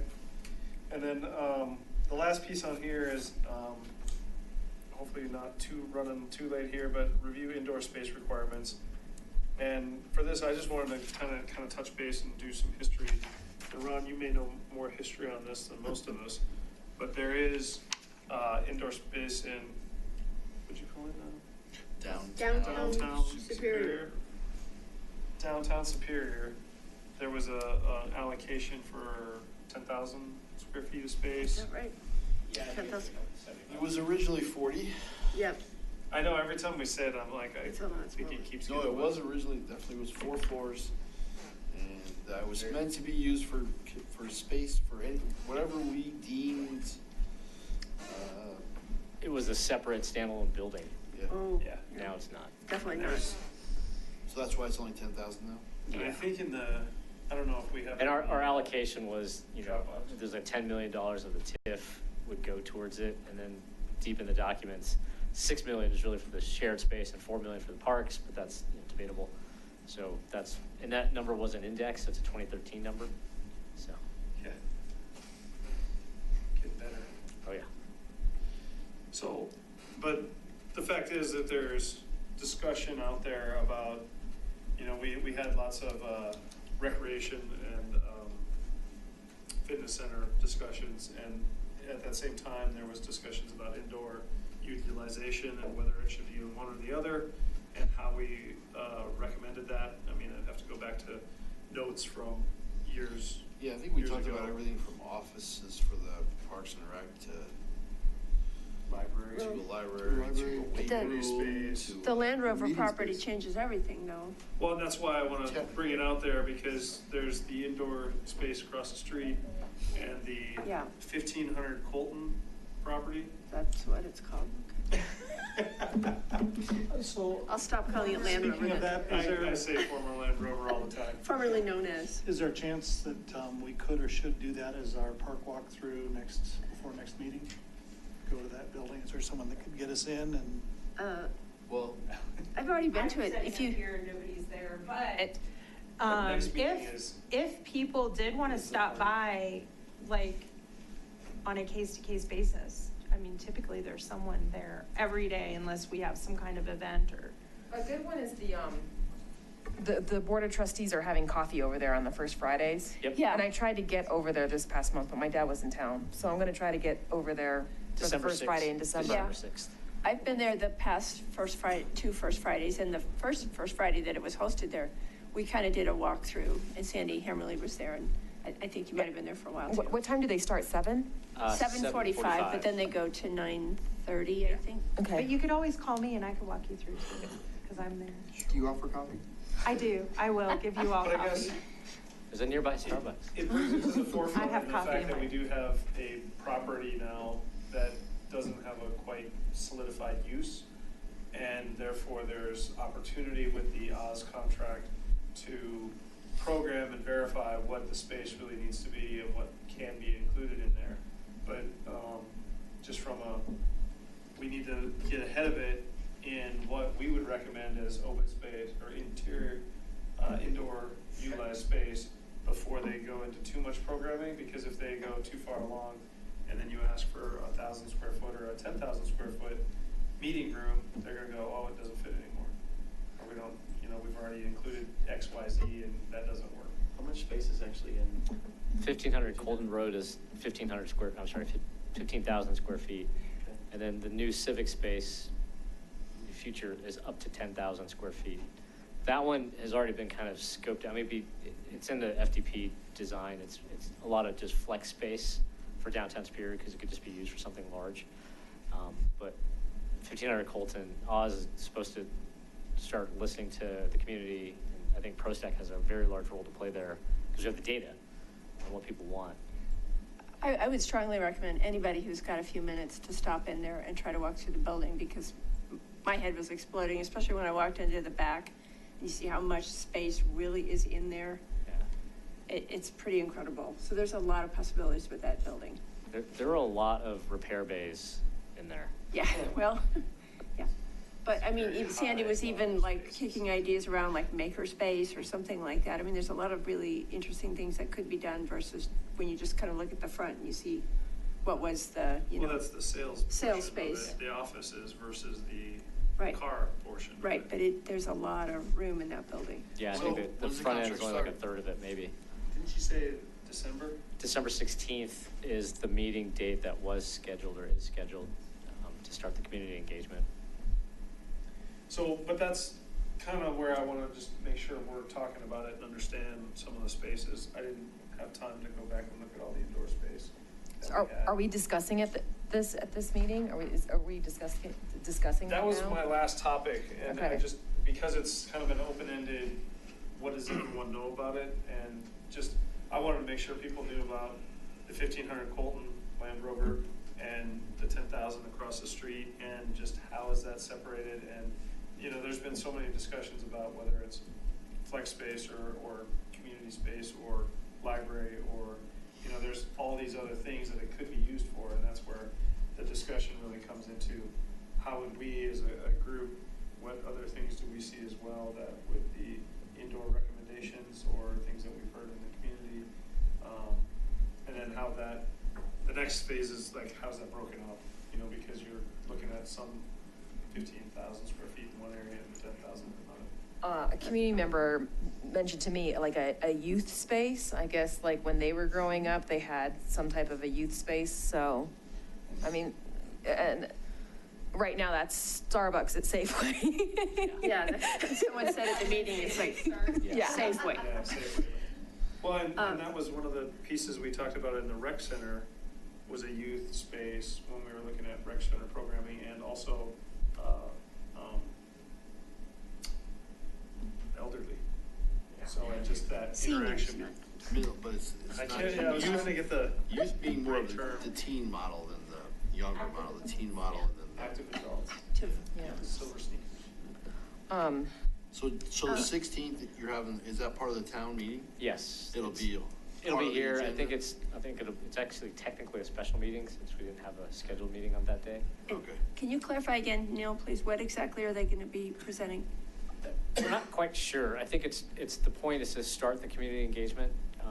You know, Oz got the contract at the end of October. I think they're just kind of kicking the tires on the architecture of the building and what's possible. Yeah, And then, you know, they've definitely heard a little bit from the board in terms of what, you know, the community's kind of suggested it wants, but we truly want this to be a community building with, you know, input from the community and what, you know, we'd like to see there. The risk is, of course, you know, we're going to throw everything at Oz that we've ever wanted, and they're going to come back with, well, you only can do 4 or 5 of these, and then we're going to have to decide on what that's going to be. right. Are we gonna send, like, is the town planning on sending out like a email engagement, like survey? Yeah, I think so. Okay. I think this is just the beginning with the board, and then the community engagements will be after that. Yeah, that's true. Have on the first Yeah, quarter. you're right. What would be helpful along these lines, and maybe Oz will provide this, is there a certain minimum space for certain types of things? Right? If you're gonna say, I need a typical meeting room, what is the minimum space do you reserve for that? Or, you know, or a teen center or a library? So that we can, if they say you only have room for 4, well, maybe we'll be able to rule out some. No, I think that's absolutely got to be part of it. And if you check out the Oz Architecture website, they've done quite a bit of, you know, these newer, more sort of flexible spaces. And I think they have, you know, a pretty good list of what's reasonable or what's expected. You know, like one of the things when Oz was here, when you start talking about library services, it sounds great on paper, but you got a security aspect that goes with it that you wouldn't have thought of before. Like, you know, how are you going to protect the materials, you know, fire suppression, stuff like that. Things that you didn't think of before. So, you know, they've definitely had a fair amount of experience here. And we're kind of optimistic that they'll be able to give us those, you know, those scope of what's actually possible and reasonable. I mean, at the end of the day, if you think about all the things we want, it's a small building. 15,000 square feet. There's a lot of excessive parking on the outside of it, so maybe that can get redeployed somehow. But, and there's really not a second level. You can scale on a second level. But all that, right now, the board has $2 million in the budget for the retrofit. So we'll see how that all fits within that envelope as well. But I guess I would say, I think it's incumbent upon this committee to be thinking about not only all that stuff, but how does what we already know about community space needs in general that may apply to the space in downtown Superior, how are we as a community going to balance needs in different places for different things? Like, would we want to say, just as an example, maybe the senior facility should be in downtown Superior because it might be easier to get to? I don't know.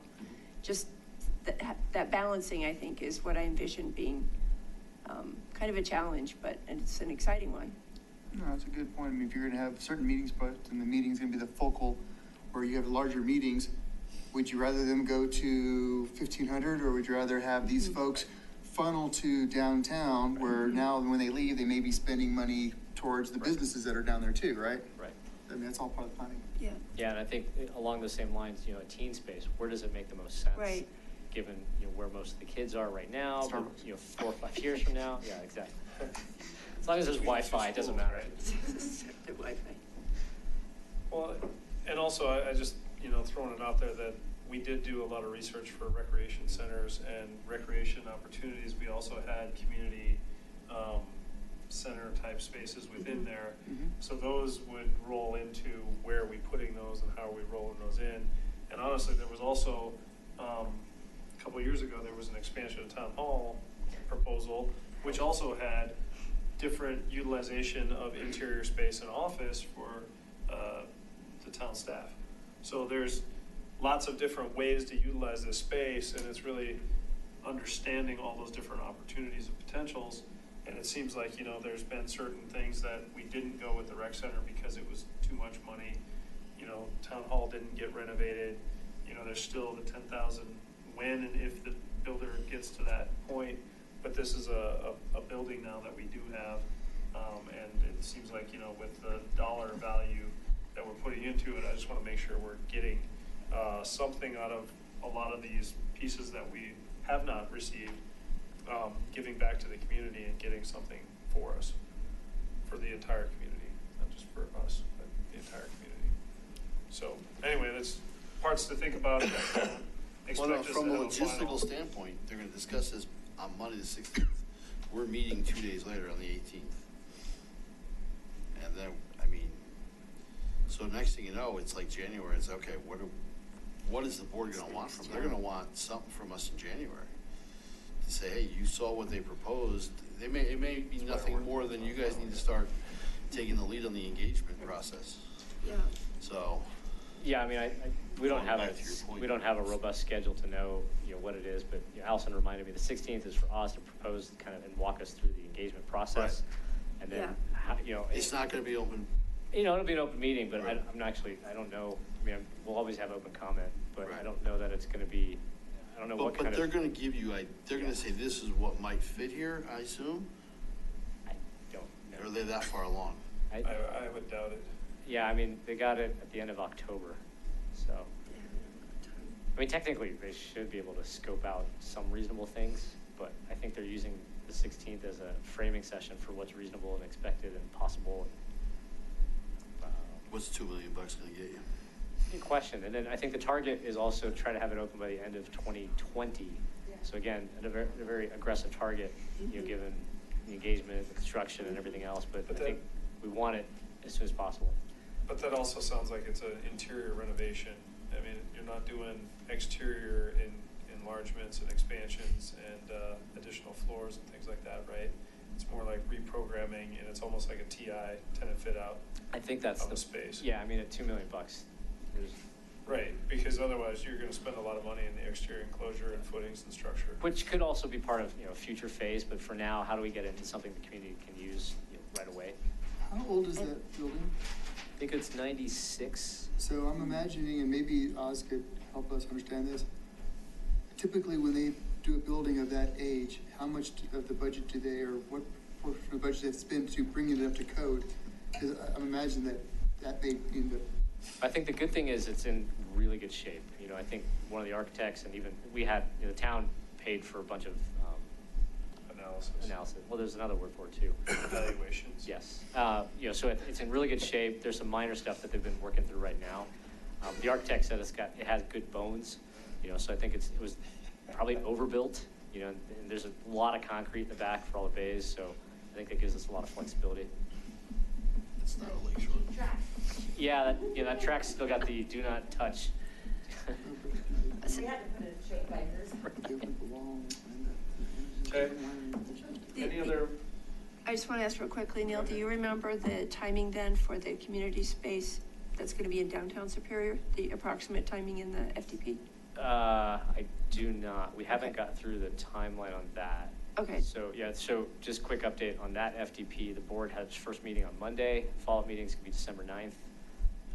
And then, you know, when it gets approved, none of us know. Right. But also in that same meeting, the applicant, you know, was going to the market with bonds that would be used to fund this thing. So once it's approved, they'll be able to start construction. The phasing of it, I think they want to get the front end of it done quickly, and that would be the main. And basically, if you haven't looked at the FTP drawings, there's a parking garage that's going to be kind of just east of the sports stable, which will be wrapped with condos and the civic space. East of the sports stable? West of the sports stable. I was gonna say. Yeah, because there's not much space back there, but. No, yeah, west of the sports stable, about a block In that. over. Okay. And then, you know, a block right in front of the sports stable will be the plaza. Right. And then there's the wrapped parking garage, and that'll have the civic space in it. Okay. And then the promenade would go north towards what would be a restaurant space right by Parks 1 and 2. So this was more of the proposal for the retail and development of. Retail and homes, yeah. It is still homes too? Yeah, it's 398 homes in addition to the. Oh, was it stacked? Retail on the bottom and. Yeah, along Main Street, its first floor is commercial, and then floors 2 and 3 are residential. 2, 3, and 4 on the garage. Why was Main Street just closed for 10 days? They had to redo the concrete on one of the on the second circle.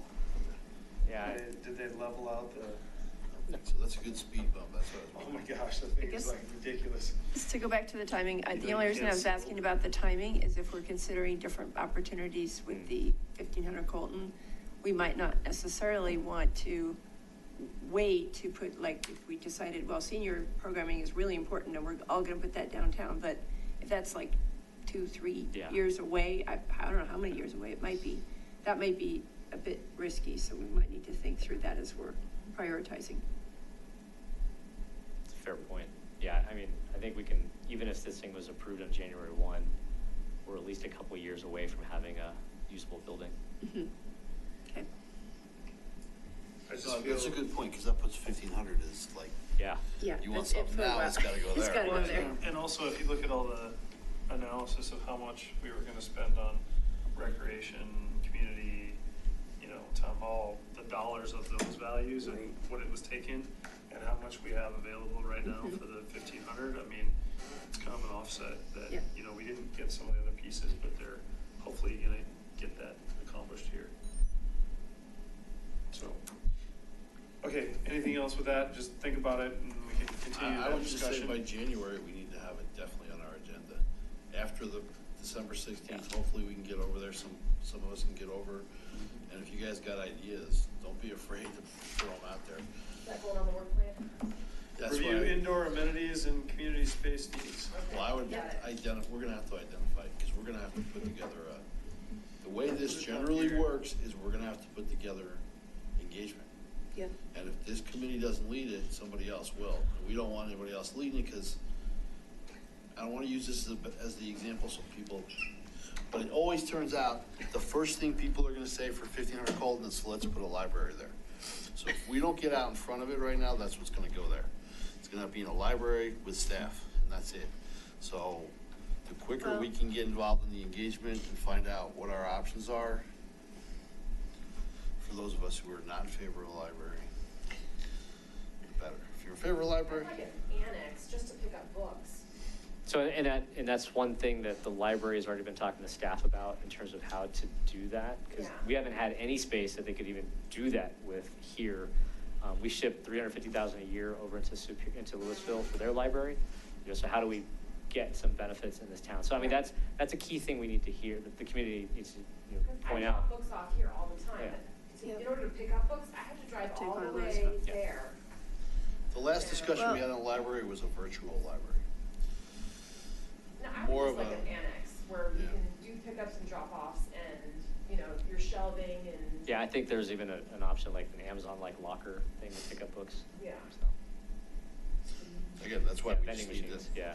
I think it has to be on January and I want we a red have box to. for books. But Ron's right. I mean, I think this is something that PROSTAC can really be in front of if PROSTAC is able to do it. Otherwise, somebody else is going to fill in the void. It If might- this is gonna be anything else other than office spaces for town staff, it's ours. It has to be ours. That's my opinion. So. That's kind of our recreational programming. Well, the last discussion, we switched from rec center to community center. Yep. And this is it. This is our Yeah, this community is it. center. This is our option to find places for HOAs to meet, for Boy Scouts, Girl Scouts to meet. I mean, this Based on is- the past couple of First Friday coffees, a lot of the citizens who came and spoke out were asking specifically about meeting space, like, Right. can they start scheduling meetings there right now? Right. And the staff is like, well, we really don't have the security and all that Right. to do that at night and stuff, so, but there's a strong interest. That was a huge need, absolutely. Yeah. It would be also good for us to, if we could, maybe work with CAPS or historical or anything and say, what do you guys see as a vision as well? Just get their input along with other inputs. And usually, you know, we wait for them to come to us, but it'd be nice for us to even, I've never been to any other meetings. As a, you know, as a PROSTAC, I've never had a reason to go to their meetings, so maybe this is one of the times we could. Yeah.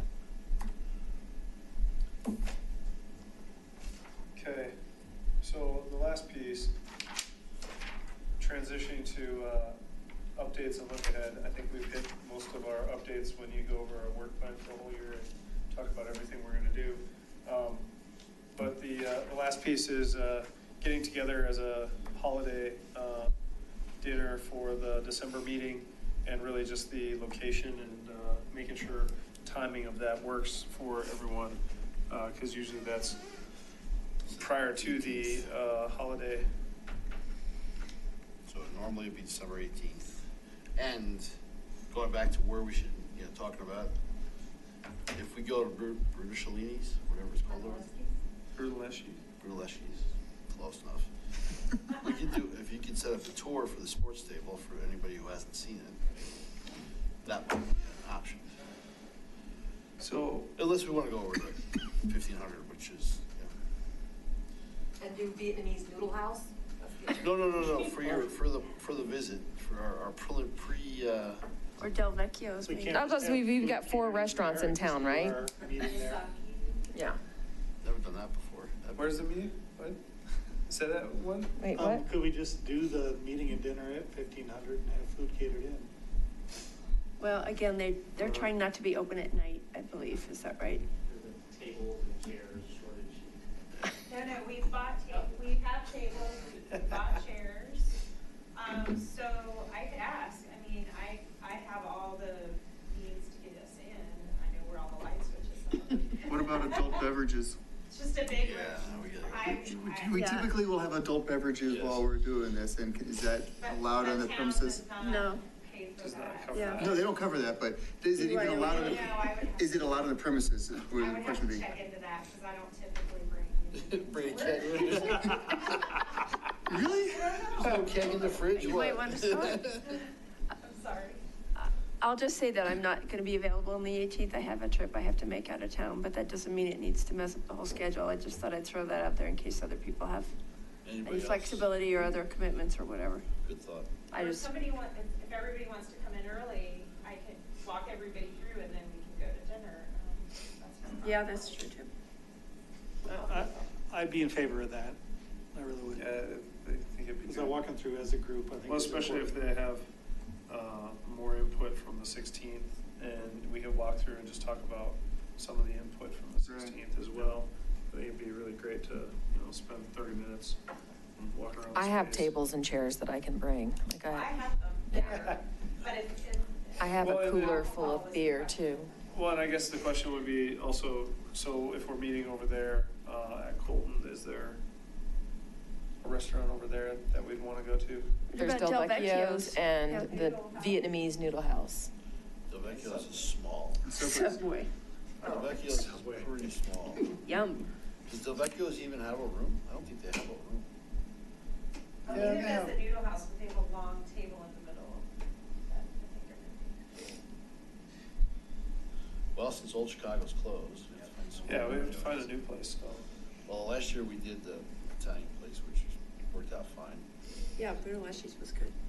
The one thing that was a slight concern last year, if I remember, was we had a lot of eavesdroppers in some of the conversations, and we had, There was no room, right? You're Yeah. right in the middle of it. It was a little hard to hear, I remember too. yeah. So, Yeah. I don't think a noodle house has any of those issues. be. So should we try the noodle house? Or, I mean, I would recommend something over there so we could do, jumping right Well, I would across. check with Del Vecchio's to see if they can handle 10. Right, 10, 12, whatever it's Yeah. gonna be. Yeah, let's do Would you something. rather go Am I there? counting? Which one would you prefer? 10, 12. My vote is noodle house. I'll go for the noodle house as well. I've never been to either one, so I'm good with it. Either I'm one's fine. totally flexible. I love Italian, but I'll try the noodle house too. It doesn't matter to me. I don't care. Do they have adult beverages? Yes. Not that I'm focused on that, but You it really want to helps. drink. Okay. I can make a reservation there for everything. Okay. And what time are we doing this? 7:00, we'll do 6:30. It's the same time as normal. So 6:30 means Unless we want to 10:15. do it earlier, I'm way game for early if the group wanted to meet earlier. Well, it sounds like we're gonna meet at your office at 6 or 6:30. Yeah, let's do that. Let's do 6, walk through the Yeah. building and then walk across the street. Use the new 6:30. crosswalk, the new flashing Yeah, there you crosswalk. Yeah. go. That'd be exciting. As long as Meeting it's at not 6, snowing. dinner at 6:30? Yeah. I may have to see if I can get an earlier flight, but I don't know. I'll show up at 7. Oh, but Well, we can, it's no we can, big deal then. We'll Let's do do 6:30 and 7. Or Yeah, 7 and well, I just, 7:30. I don't know if I'm gonna be out of town, but I'm usually out of town. So I just assume I'll fly back on a Wednesday. So, I'm flexible. if we could, I hate to say it, but just in case I'm actually out of town, I'd love to say 6:30 and 7. Sounds good. I'm all for eating earlier too, but yeah, sorry. It's all good. And the food in there is really good. No, I'm super excited that that place is good, and so is Makasi or Makasa, or the place in Masaki. That, you know, I think we so totally butcher it. if I could just alternate slightly, I would recommend we do 6:15. The reason why is if we're gonna wanna really spend 30 minutes there, then if you do 6:37, you're butting up against and you're running Yeah. over and you're gonna be the 7:05, 7:10, so you might as well just do 6:15. And then whenever we conclude, we get over there. If we get over there for 10 minutes early, Sounds great. we can. So when you get in there, you're gonna start talking to each other a lot. 'Cause it's very, and since I've already seen it, it's okay that I miss it, I guess. So anytime between On the 6 and 18th. 6:15. Yeah. I'll be there. Well, and hopefully we'll have something to discuss. That, We have to and try then and that cancel that can the almost trip. be the heart of the meeting. You won't be there. Since we're not in a public place and it's not recorded, we can't vote on anything, but Right. we can at least discuss what happened on the 16th. So We can hopefully. discuss what happened and hopefully if they have any recommendations or Options. anything that they wanted to say about the space, we could at least kind of walk it and you can tell us about what they were thinking for different spaces. And I mean, like I said, feel free, that everybody could, Nice. come visit and, I can take you through too, if you can't make it for this particular spot. Okay. I got one question before we conclude, just real quick though. Somebody wants to The go home. culverts on the Metal Arc Trail, right there, you know where the switchbacks are? There's water runoff culverts in there. Is that Boulder County or is that Superior? Right there by, the switchbacks by Key Bank? That would probably be Boulder County. Because they are severely in need of repair. Those things are just bad. And in fact, water, you can see where water's running through. And in some cases, the concrete itself is collapsed in the back. On Mayhofer Singletree?